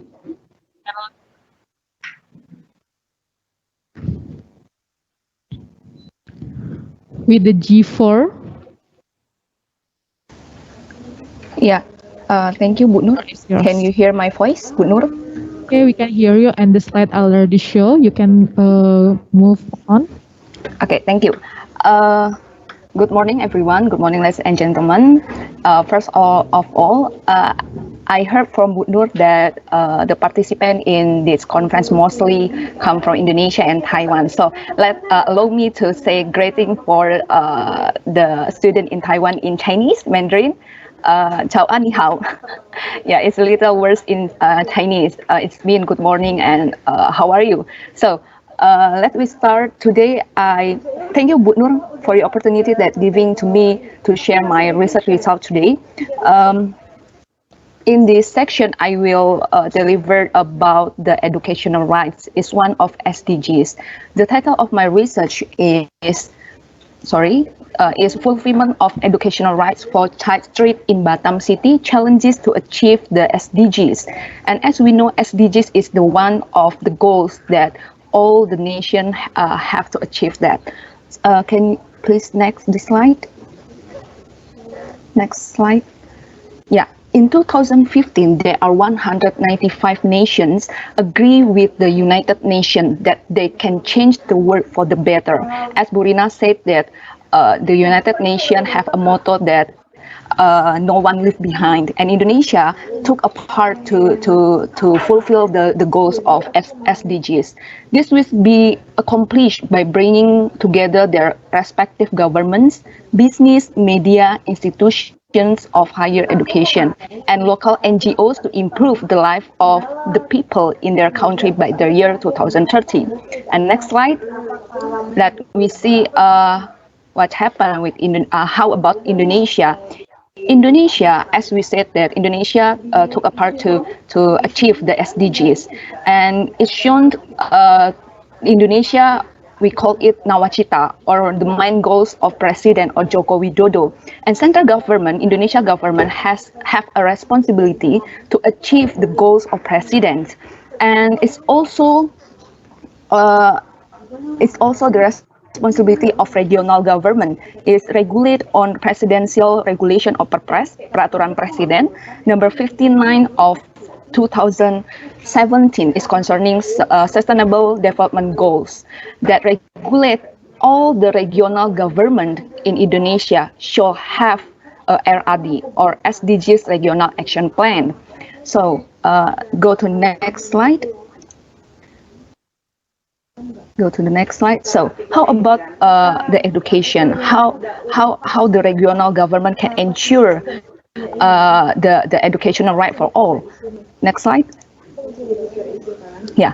The object of my research is about Riau Island Province or Kepri. We call it Kepri, Kepulauan Riau. Kepri already have a RRD, the action plan to achieve the SDGs goals. And the field of education also increased a lot of improvement. In 2012, the percentage of higher education accredited B is still at 60%, but in 2016, up to 87%. But once again, it's just about the accreditations. It's just about the quality of education. But when we talk about education, it's more than just accredited. But we have to ensure everyone have a right to get their educational rights, and the government, Indonesia government and regional government, have a responsibility to ensure all the citizens in Indonesia to get a good education quality. And go to the next slide. So the question comes out is, how about Batam? Batam is a part of the Kepri or Rio Island province. So next slide. Next slide. Yeah. You can see in my slide, data tell us in 2018 there were 194 street children, and in 2013 there have 37% of street children drop out of the school, and every year we have to face the same problems. Many the child of street children have dropped out from the school. It means that the regional government, especially in Batam City, didn't fulfill the educational right for all. And next slide. Next slide, please. Yeah, I did my research with interview with Miss Martula and Miss Eva Magdalena. My research result is one, the street children earn income and help their parents to increase the family income, and their family choose to sending the children to get a work on the street better than they send their children to school. And the second is training has been done for the street children, such as reading, writing, and other things that can build the creativity and psychology of the child. But it's just a training. And when we talk about the education, it's more just the training. And we go to the next slide, please. Yeah. I use the theory of legal effectiveness according to the Sujono Sukanto. There have 5 factors that we have to see. The first is legal substance. Indonesia itself already have a set of regulations to ensure the rights for educational right for all is in law number 20/2003 about the national educations. And the second is law enforcement. The law enforcement in this case is social services in Batam City. That based on my research result that we can see, the social services already have give a training for the street child, but it's not enough to them. And the third is facility. Based on my research result, Batam City already have a public school to all the students. And the 4 and 5 is about society and culture. And based on my research result that we can see on my slide before, that all the parents the child street very support them to work in street better than sending them to school. And it's very big problems to fulfill the rights of educational to street child. And next slide, please. Yeah, in my conclusions, we can see that Sustainable Development Goals or SDGs have the main goal to direct the development of educations.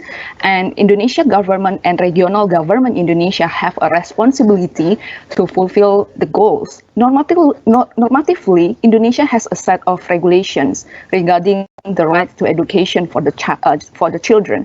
However, Indonesia still faces various problems concerning the street children, including those who are still handled by government of Batam City in fulfilling the right of education for street children.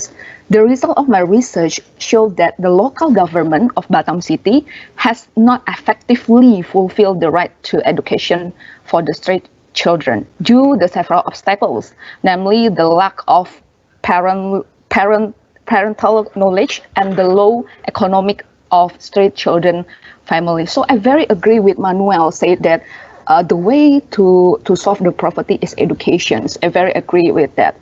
So that's all about my presentations, and stay healthy and be happy. Thank you, Bu Nur. Thank you for the presentation, Ms. Winsherly. That's about G4, quality education with a specific subject, child's right in Batam City.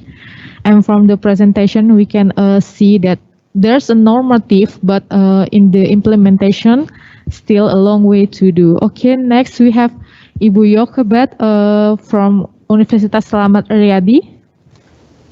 Hello, Bu Yoke. Hello, yeah, Okay. Bu Nur, Wiyati. Floor Can is- you hear my voice? Okay, we can hear you. And the slide already show. You can move on. Okay. Okay. So, good morning, ladies and gentlemen, honorable speakers. First of all, let me introduce myself. My name is Yokhebed Arumdika, and you may call me Yoke. I was a student at postgraduate of law, Universitas Internasional Batam, and now I'm a law lecturer at Faculty of Law, Universitas Slamet Riyadi Surakarta in Solo, Central Java, Indonesia. And I'm going to discuss about goal 5 of SDGs, which is gender equality. Where are we now from Indonesian perspective? Next, please. Okay. So here's my background. Yeah. Okay. So based on the United Nations statement in 2020, as one of SDGs goals, gender equality not only a fundamental human right, but a necessary foundation for a peaceful, prosperous, and sustainable world. But however, it's still a long way towards gender equality since many challenges remain, especially in Indonesia.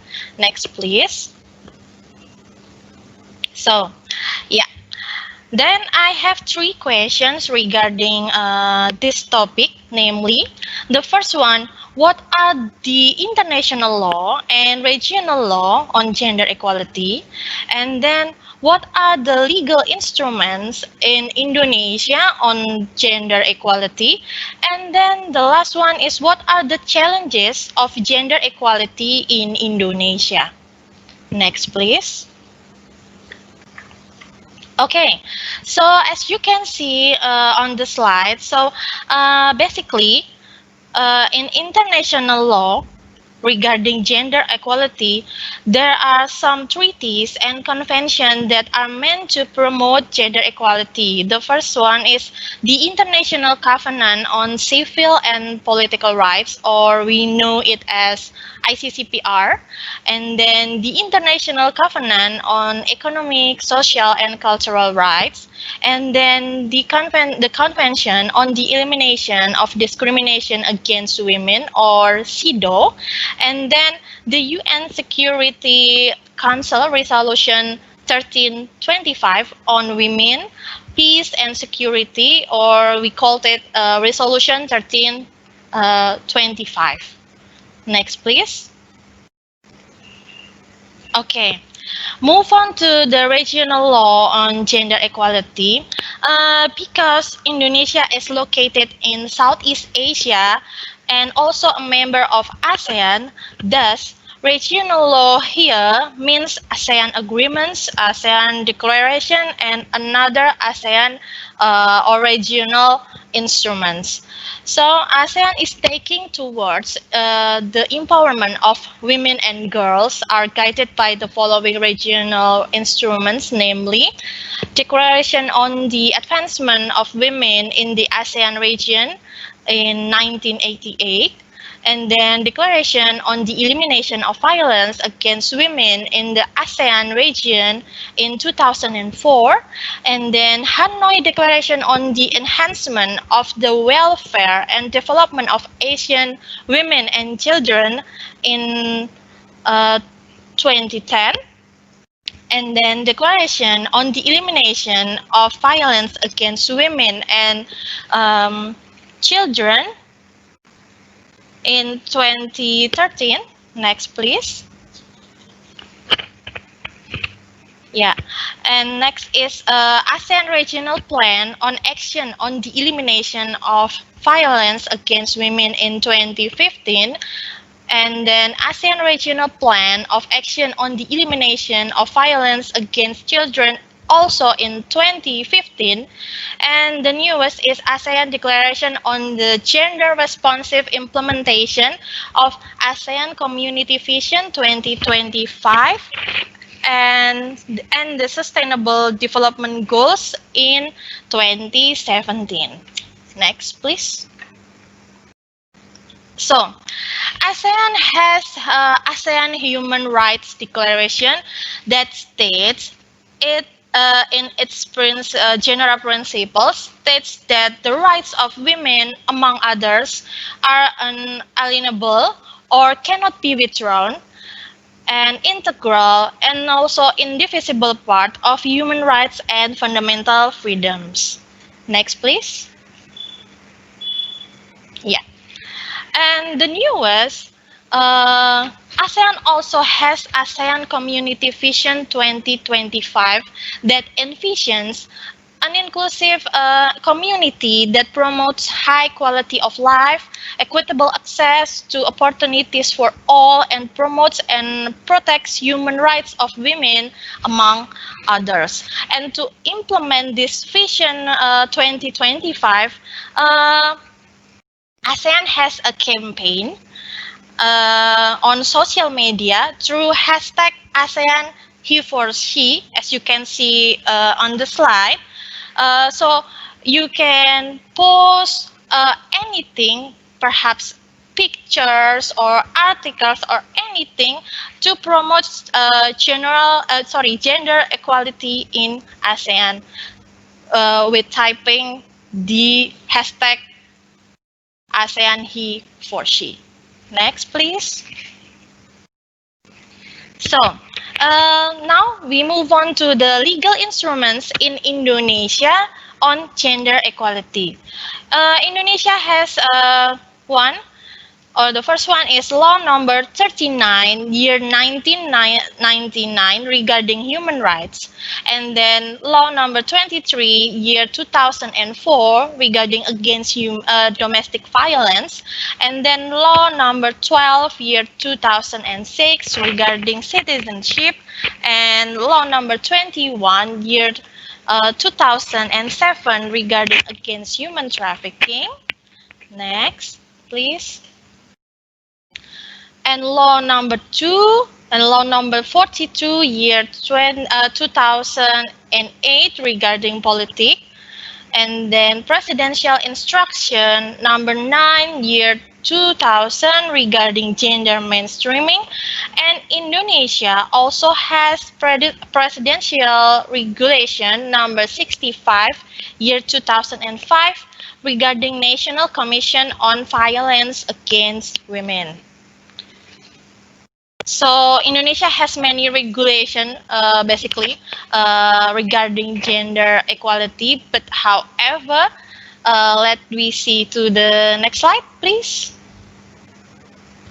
Yeah, so here's the SDGs fact sheet. Regarding Goal 5 on gender equality, I got the data from the UN or United Nations Indonesia website. So as you can see, that women held 17.3% of the seats in the national parliament, and then in 2015 there were more than 300,000 reported cases of violence against women, and 1 in 6 girls are married before their 18th birthday. And then only 2.7% of men participate in family planning. And then in 2015, there are 365 bylaws that discriminate against women. And 35% of women have paid jobs in the agricultural sector. Please move on to the next slide. So, now we're going to talk about the challenges of gender equality in Indonesia. The first challenge in Indonesia on gender equality is women as objects. So, based on National Commission on Violence Against Women in 2019 stated that every day there are at least 8 women who are allegedly raped in Indonesia. But sadly, instead of sympathizing, most people in Indonesia will blame the victims or the survivor. So, why did it happen in Indonesia? Please move on to the next slide. Yeah. Indirectly, Indonesian women are taught to play hard to get, as if lack of concern were sexy, and when they do turn someone down, they're considered thesis. So indirectly, these everyday phrases teach women that their role in relationships as objects to be won, because they have to play hard to get. Okay, as I said before. Move on to the next slide, please. Okay, still women as objects in Indonesia. Indonesian women also told not to wear revealing clothing because others might take it as an invitation. So indirectly, they're taught that their bodies are to blame for anything bad that happens to them. And by sending the message that what happens to their bodies is up to other people, Indonesian people teach Indonesian women that they are objects. Please move on to the next slide. Yeah. The second challenge in Indonesia regarding gender equality is cultural issue. So yeah, we must admit that there has been several progresses over the last years in Indonesia regarding gender equality. But however, there is the cultural issues regarding men are superior to women. And it's still rooting strongly since many regions or ethnic groups in Indonesia are patriarchy. Please move on to the next slide. Yeah. For example, in the Javanese, it's the majority ethnic group in Indonesia. There are idioms related to 3 main roles of women, namely maca, masak, mana, which means grooming, cooking, and give birth. While men are considered taboo when doing housework. Japanese women also taught to never complain and never explain. So therefore, until now, gender bias cannot be avoided in Indonesia. Move on to the next slide, please. Yeah. So, the newest challenge in Indonesia regarding gender equality is woman shaming, and this is the unique one, because if the previous challenges come from the society, then these challenges are obtained from fellow women, namely body shaming, makeup shaming, and even mom shaming. So based on Dr. Eliana Toroni's statement in 2019, nowadays women tend to judge other women about everything. The underlying reasons revolve around low self-esteem. So psychologically, a lot of the time when we are judgmental about other people, it is because something about them and their life choices triggers insecurity in us. Next slide, please. Next slide, please. No.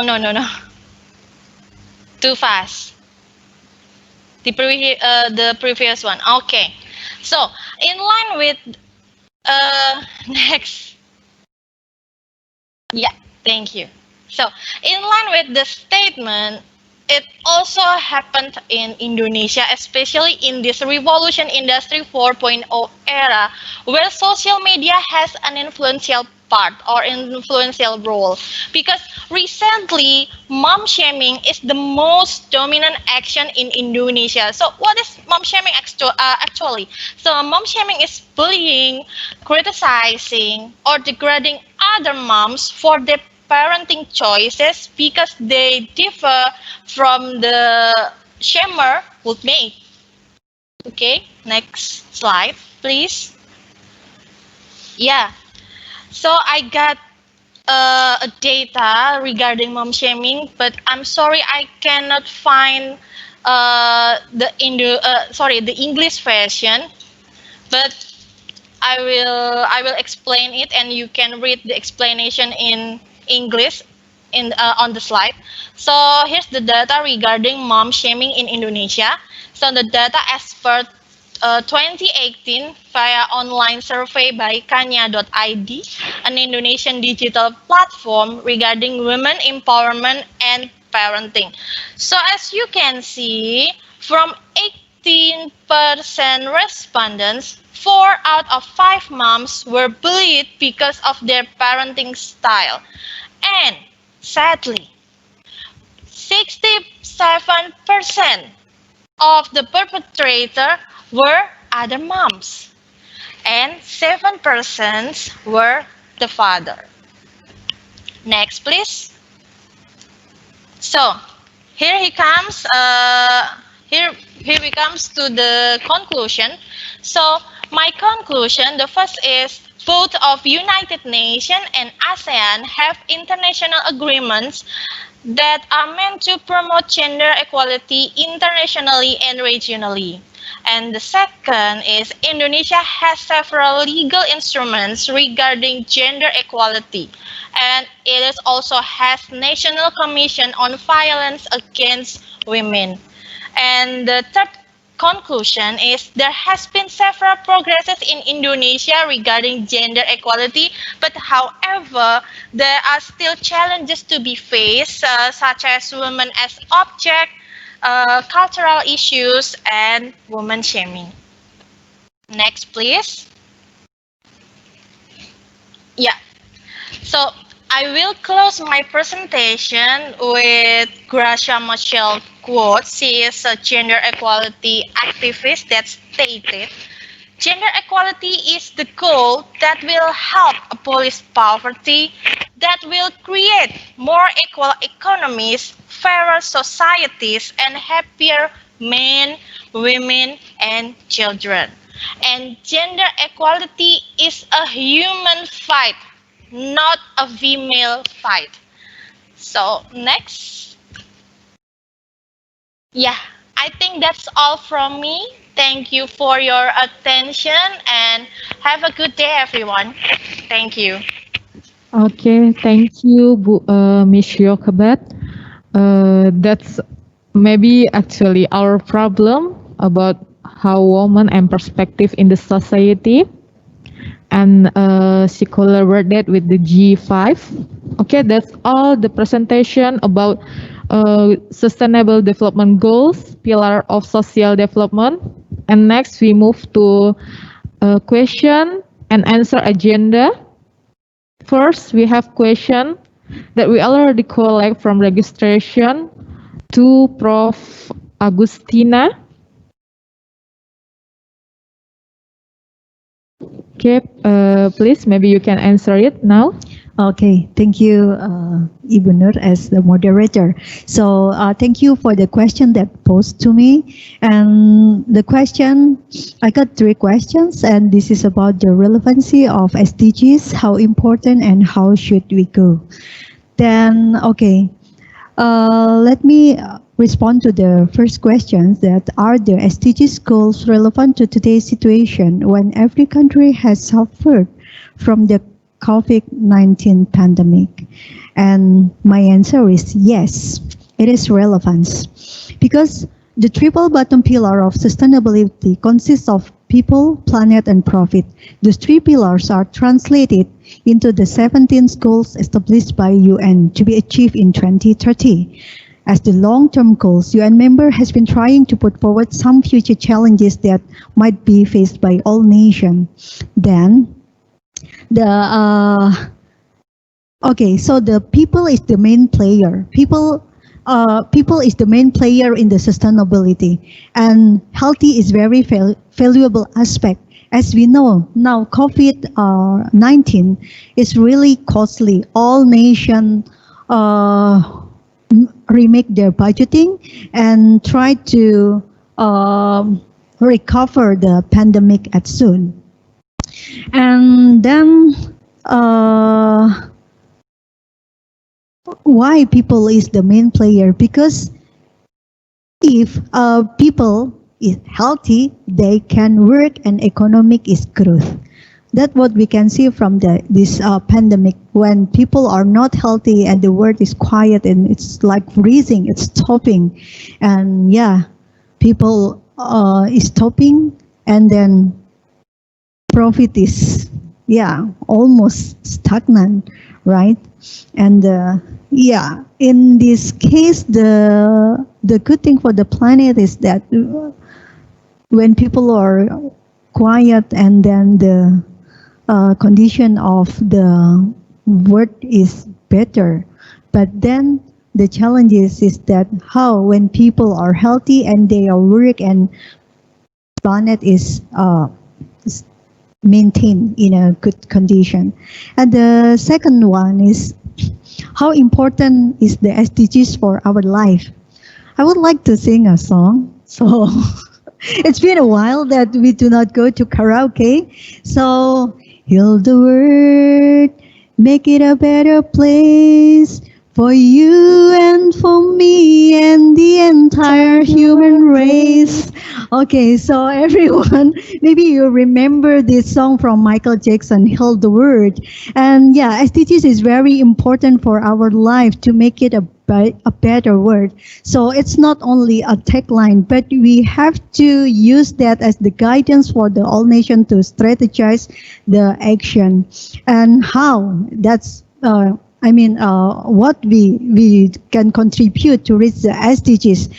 As Manuel, the previous presenter, said that SDGs is not only the nation responsibilities, it's all the nation. When it comes to the nation, all the member of the nation, each of us has the responsibility to achieve that goal. So how to do that? We start from the focus of our triple bottom pillar. Which one is our focus? So we can action and accentuate what our patient is there. So our patient is required. Miles of journey is collected from every single step of us. So I'm here talking as educators, and my major is international business. I'm focused on the sustainability in international business, and I think everyone can put your aim. How can you contribute to the better of life? Thank you. Okay, thank you, Prof. Agustina. The answer from the three questions. It's back to us how we can do for a better world and humanity. And next we have a question from for Dr. Hendi Sama, for Prof. Hendi Sama. Hello, Prof. Hendi. Okay, maybe we move next. Chu Yan Wang, Yitung Chen, Suyu Chen, Sama, and Yuneng Lee. Student present on behalf of Prof. Kelly. Are you still there? Okay, hello. Maybe it's we also check the presenter speaker. Hello, are you still there? I think student from Michi University. Hello, we are still there. Okay. There are three questions. First, what are the SDGs challenge due to COVID-19 pandemic in Taiwan? What SDGs challenge? The second, how to make a recovery of economic, society, environment from the COVID-19 pandemic in Taiwan. And the third one, which of the economic sector are severely affected by the COVID-19 pandemic in Taiwan? There are three questions. Maybe you can answer it for the audience. Okay, and the first question's answer is after the outbreak, compared with the same period last year, the number of job vacancies tended to be conservative, a decrease of 20% compared with the same period last year. Among them, catering and service-related industries were the most obvious, and the number of job vacancies fell by nearly 30%. And this is the first answer.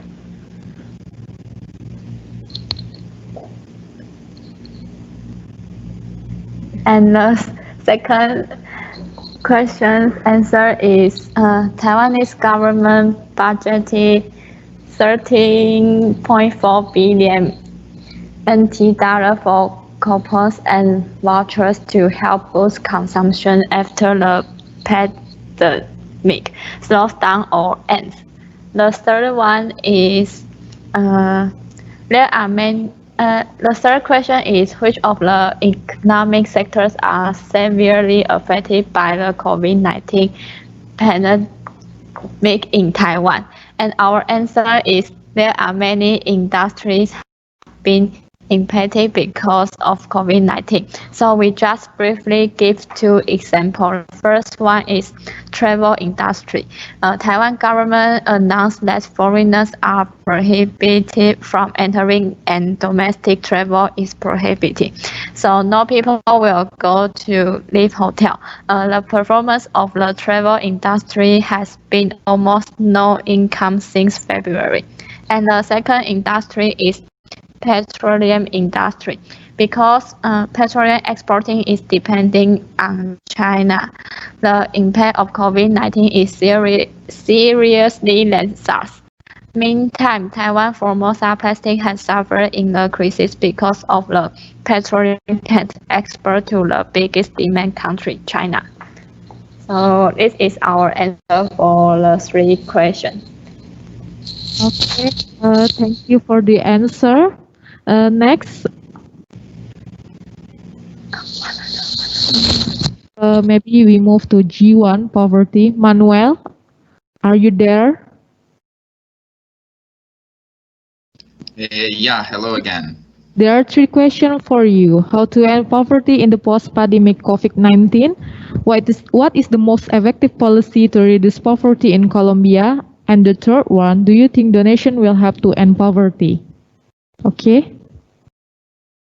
Okay, well, about the first question, like how to end poverty after this pandemic, because of course this has generated a big challenge and many economic issues in many companies and in many people, and it is said that the poverty line is getting worse, like many people are crossing this poverty line because of the virus. So I think that, as I said in my presentation, like the main way is like to teach people how to survive after this pandemic. So I consider that people need to be creative. I think that is the key word of this coronavirus 19. Like, try to be creative. Like, we need to find different ways, different strategies to get money through entrepreneurship. I consider that the coronavirus has forced all humanity to take that big step to technology and to go online. So now, as you can see, most of the restaurants and businesses, they are going online with deliveries. So we need like to invent new ways to fight poverty and to find good opportunities, because now the needs of the people, they have changed. So we need to understand the new markets and then try to find ways to get money. Also, I consider that the governments, they need to support the new ideas, they need to support the creativity of the people. So maybe governments must reduce the taxes for the entrepreneurs, and also to provide education to the people in need of how to create new businesses. About the second question, like what could be the most effective policy to reduce poverty here in Colombia? And well, as I said before, I consider education is the key. Because through education you can teach people how to generate new ideas, and also the governments must provide job opportunities, like try to motivate new investors, new companies to come to the different regions in need, and then to provide job opportunities to the people. And I think it's a matter of equity, like to give more help to the people in need, and maybe like the rich people can like support certain part of that economic help. And well, about the third question, I think it's very clear. Like, do you think donation will help to end the poverty? Well, of course, no. I consider donation is just like to cover the problem, but not to get rid of the problem. I think it's just a momentaneous help. But if you really want to get rid of the poverty, you really need like to provide a permanent opportunity for poor people. Because if all the time you're giving donations, some people can get used to it, and maybe they are not going to find a way to work or to study, because they always have like a support, like an economical support from the government or from other people. So I consider that instead of that, we need to teach people how to get money by themselves, how to create business. Because in the schools and in some of universities, they teach people like just to go to a company. But instead of that, they need to teach how to be creative, how to create new businesses. So I think entrepreneurship is also the key.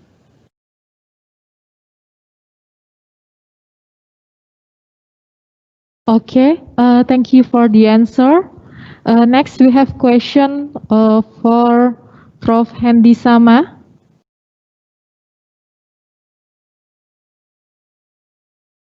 Well, thank you Okay. for the question. I'll try to answer a bit. Hello, yes. Can you hear me? Okay, we can hear you. There will be a 3 question. How to empower and strengthen the partnership in the new normal life? What the strategy must be adopted during the pandemic situation through a partnership to achieve the SDGs goal? And how does the UN encourage all nations to cooperate to achieve all SDGs goals? Okay, Prof. Hendi Sama, maybe you can answer it now. Okay, thank you. Can you hear me, Mister? Yeah, we can hear you clearly. Okay. Thank you for the question. I'll try to answer a bit from my knowledge and some reference. Here, drawing on lesson from the ground, we'll share some way forward that will help the world shift to a better new world in a post-COVID world. This for answering the first question. Yeah. At first, I believe that we need to grow the global solidarity. Because the COVID-19 pandemic has made it powerfully clear that a country can isolate itself from a global emergency. So, secondly, we need to listen to science and value the key workers who apply it. Thirdly, the new normal must value science and recognize the city's essential workers, thus with action the guidance that comes from it. So the path to a new normal must be also be clean and green. We must take care of our own health. Sure. In Indonesia, we took early actions of the entire population in taking measures to contain the virus. Although that not all Indonesia's population being almost 100% literate, made it easier to raise awareness of the problem among citizens and for them to take up guidance on how to deal with it. So the local authorities like Batam, bringing citizens into confidence and empowering them to take their own measures sensibly has been a far more effective approach than where decisions have been imposed from the top down and forced by police. Uh, the government of Indonesia, through the Task Force for the Acceleration of Handling COVID-19, has launched many plans to open the economic sector by this month, in fact. Accordingly, the Indonesian Ministry on Manpower shows that the impact of COVID-19 has resulted in around 3.7 million formal workers losing their jobs. You can imagine. This doesn't include those who lost their jobs in the informal sector. So to follow up on the mandate of the constitution, so we need to consider many things so we can improve our health, socioeconomics, and also the labor impact. In conclusion, we are still solving this problem. I believe we can do it. About the second question, the strategy must be adopted in pandemic situation through partnership to achieve the SDGs. You, Indonesia, me as an IT person, I suggest the strategy at first is we must equalize the infrastructure and access to information and communication technology services, and also increasing the provision of IT-based public service. Secondly, we need to enhancing coverage in rural areas like Sembulang and increasing the provision of IT-based public services. It means that enhancing access, coverage, increasing the provision of public service is based on IT to make it efficiently. Uh, in sectors of education, health, social service, and also the integration of government services. So, as for the second question, for the third question is what is the event of unconditioned cooperative goals? Well, uh, from my reference that uh, I see that the new agenda raises the bar of ambition beyond development frameworks of the past. Its underlying motivation is to transform our world in the way we live, work, and do business. It calls on all countries and stakeholders to do so in collaborative partnership. It acknowledges that nations one another and must work together to solve the world's most critical challenges. So, intergovernmental cooperation is necessary for SDG achievement, but of course, it is not sufficient on its own. We must work together. Yeah, we cannot see who we are, but we must all work together. We must do the stronger partnership and new ways of working among governments. In any government, we must see this as a threat that we must improve our own business, civil society, and others. So, I believe that the UN has encouraged a shift from donor recipient relationships to multi stakeholders partnerships, recognizing their complementary contributions. Uh, I believe that the answer you may always see that the conclusion is we must work together. Thank you, Ms. Nur.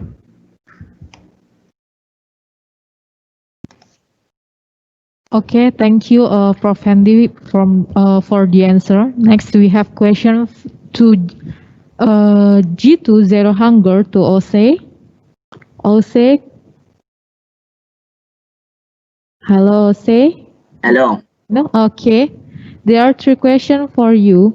What does zero hunger mean? How to end zero hunger? Any good practices in Ghana? How can people in Ghana develop their sense of humanity to achieve zero hunger? Maybe you can answer it now. Okay, thank you. So the first question, zero hunger.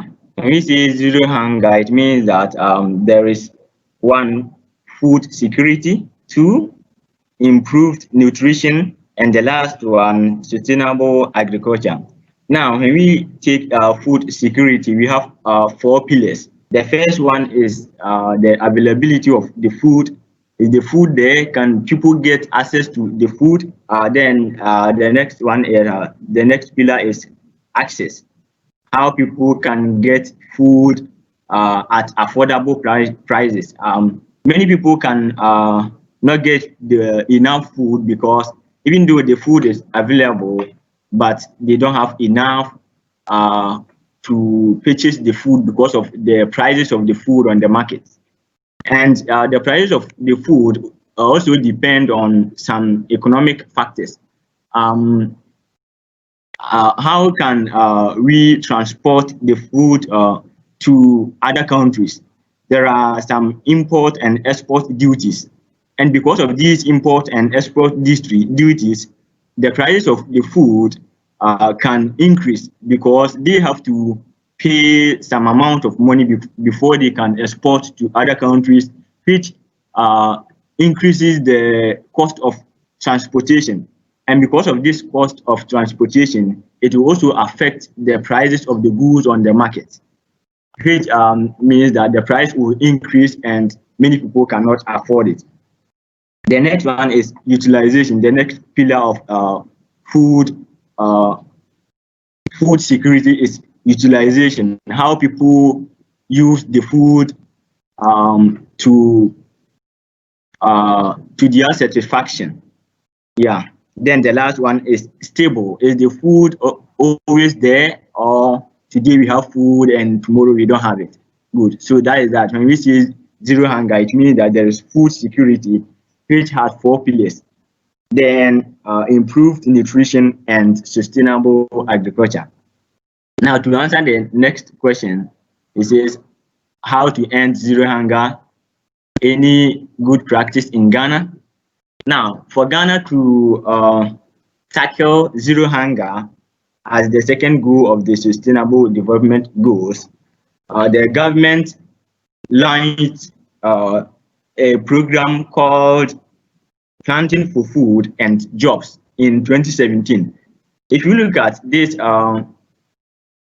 program, we have five implementation models.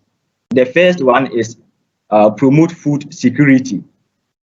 So with this, there are some crops that the farmers should grow in order to produce food and jobs. So the government saw that there is a decrease in agriculture in the country because many people, especially the youth, did not like to go into agriculture.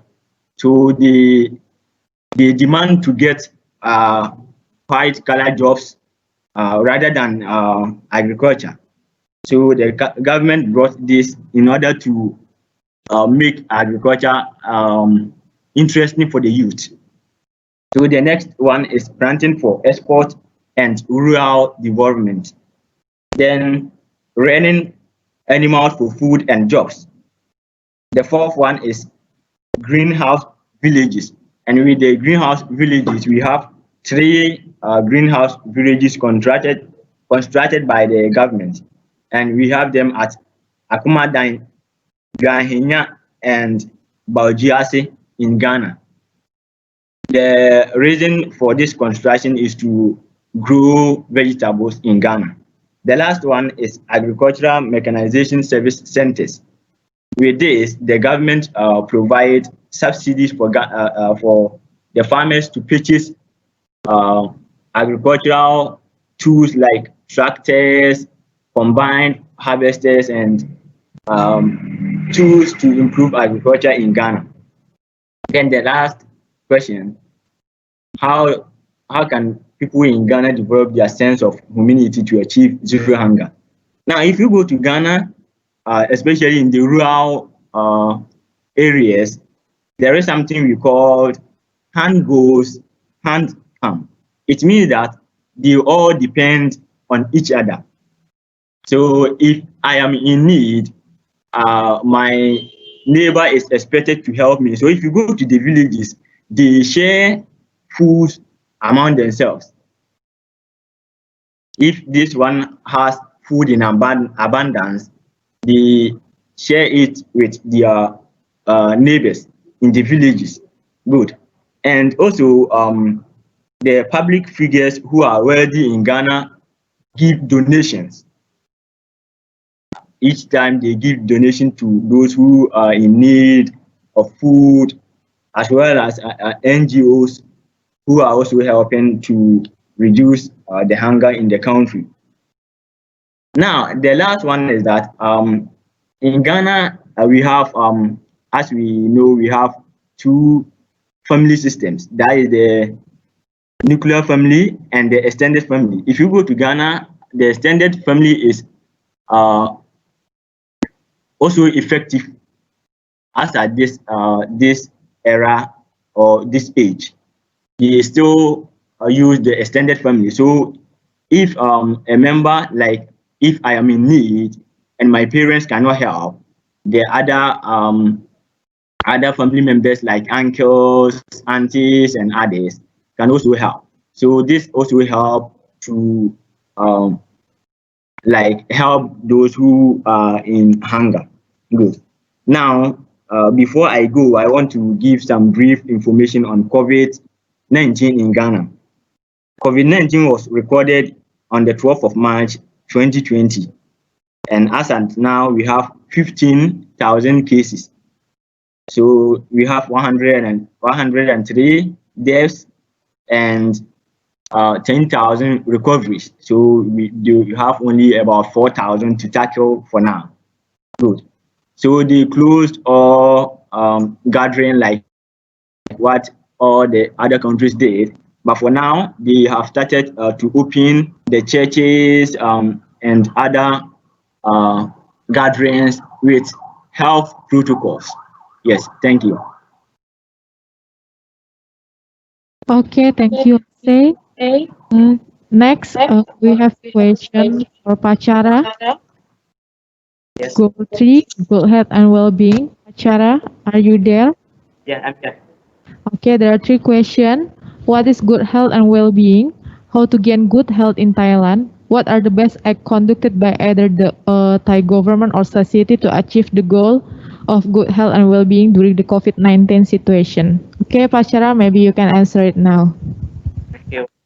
Okay. For the first question, what is good health and well-being? So the answer is it is ensure healthy life and promote well-being for all at all age. It is how to make ourselves be in good health and prevent ourselves from disease and chemical or pollution. Okay. For the second question, how to gain good health in Thailand.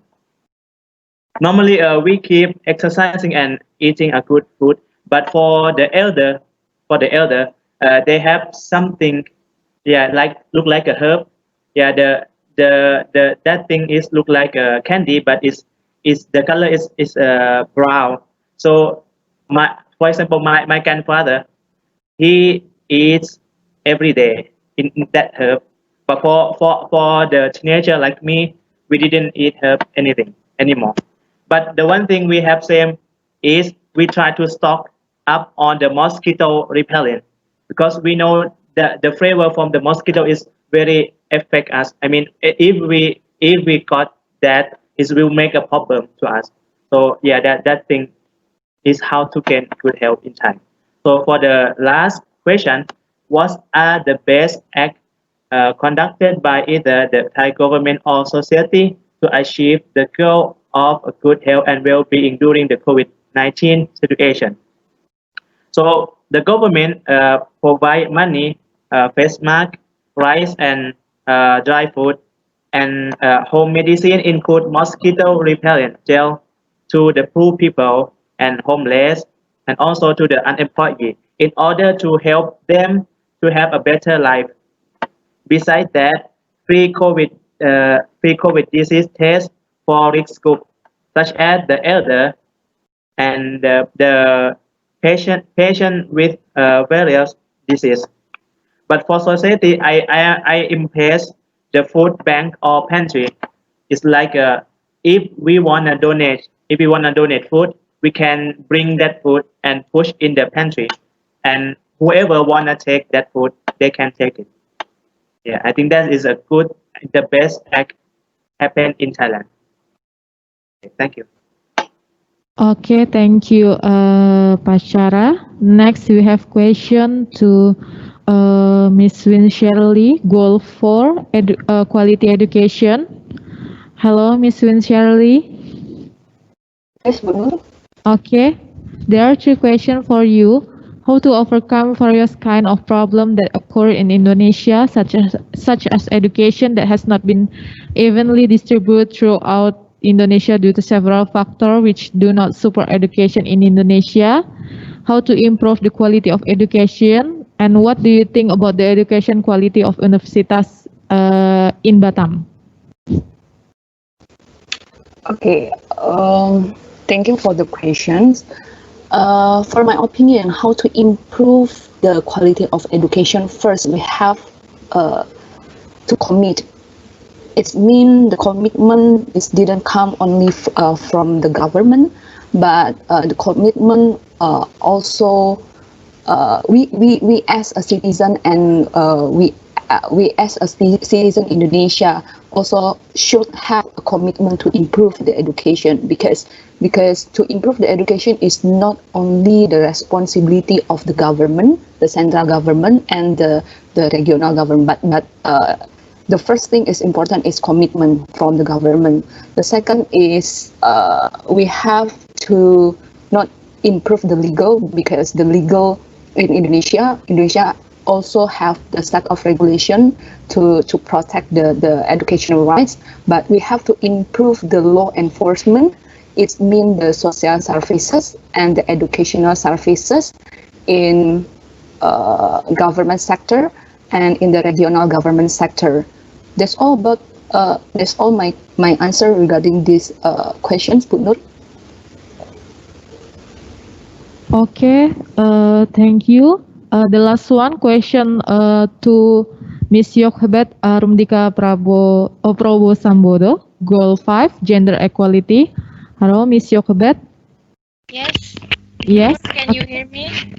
Yeah, we can hear, but maybe you can closer to your microphone because the voice is a little slow. Already? Okay, the volume is still down. But I will read the question first. There are three questions for you. How to implement gender equality in Indonesia? How to improve gender equality when gender-based marketing in business is still growing globally?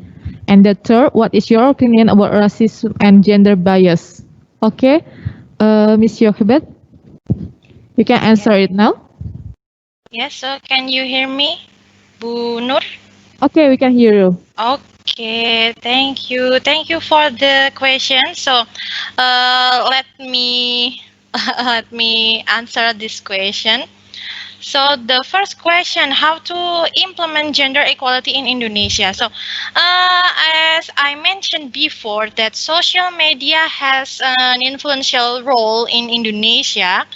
Thus, we, especially the government, also can use the social media to help the implementation of gender equality by perhaps by making campaign, sharing and posting anything regarding gender equality.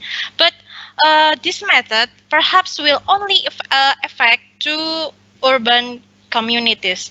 For villagers, we, especially the government, must be proactive rather than responding or only waiting for the reports or cases regarding gender equality. So it needs more persuasive action and more socializations. And move on to the next question, the second question. Such a good question, I think. So how to improve gender equality when gender-based marketing in business is still growing globally? So, gender-based marketing has been the norm in the marketing industry for decades, but nowadays the younger generation is saying no to it because in today's society, gender is more fluid and seen as less of a defining trait. And however, we still see some home cleaning products advertised to women and cars to men. And when it comes to children, toys are still divided by the trademark blue for boys and pink for girls. So how to stop this gender-based marketing? So in my humble opinion, again, be proactive is the key. So for example, for companies, please try to stop this method. You have to get out from the vicious cycle and start to produce gender neutral products. And for government, make a policy to minimize gender based marketing. For example, the United Kingdom has made a campaign called Let Toys Be Toys. It advocates for gender-neutral toys and encourages toy companies to put an end to the for boys and for girls sections in shops. And since it launched in 2012, it has convinced 15 major toy companies to stop gendering their products, and none of them have reported that dropping gender-based marketing had a negative effect on the company. Well, I know it's perhaps it's not as simple thing to do. It's quite difficult. It's quite hard to do, but I think it's not impossible. It's still doable because I believe that gender neutrality leads to profitability. So let's move on to the last question. What is your opinion about racism and gender bias? Okay, so racism is discrimination directed against a person or people on the basis of their membership of a particular racial or ethnic group, typically one that is minority or marginalized. And gender bias is the tendency to prefer one gender over another gender. In my humble opinion, the similarity of racism and gender bias is both of them are acts of discriminations. But the difference of racism and gender bias is when racism is based on the membership of a particular racial or ethnic group, while gender bias is based on the gender. So I think that's my answer. Thank you. We move to next agenda, closing statement by Prof. Rina. Okay. Thank you very much, Ibu Nur.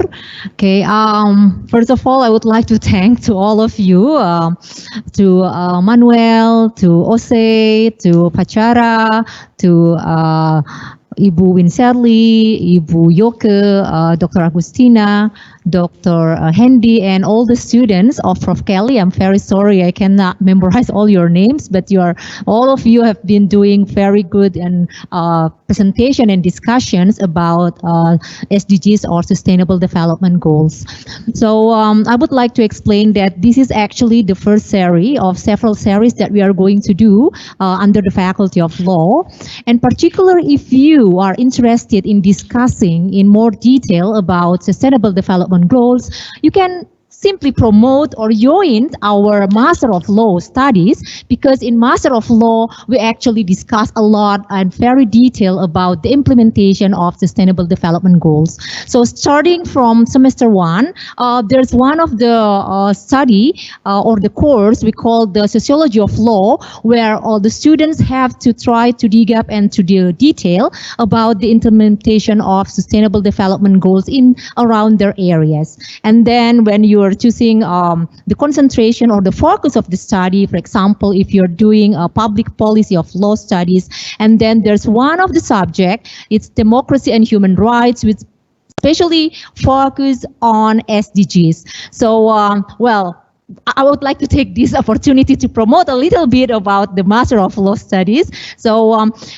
if you are interested in discussing in more details in SDGs and how about the United Nations try to encourage other stakeholders, not only the governments, but also the civil society to contribute more on the SDGs, you can join us either in this next discussions in our webinar or simply join in our study program, because we discuss a lot about the SDGs and other problems, not only from the law or the legal perspectives, but we also look at it from the economic and social perspectives. So because its time is approaching, I would like to thank you again very much, and then especially to thank Ibu Nur. It's really organized and very humble, helping us. Okay, very busy doing this and that, and also to our IT teams who works behind behind the screen. Actually, it's very busy to make sure that everybody is actually on the screen and we can hear your voice.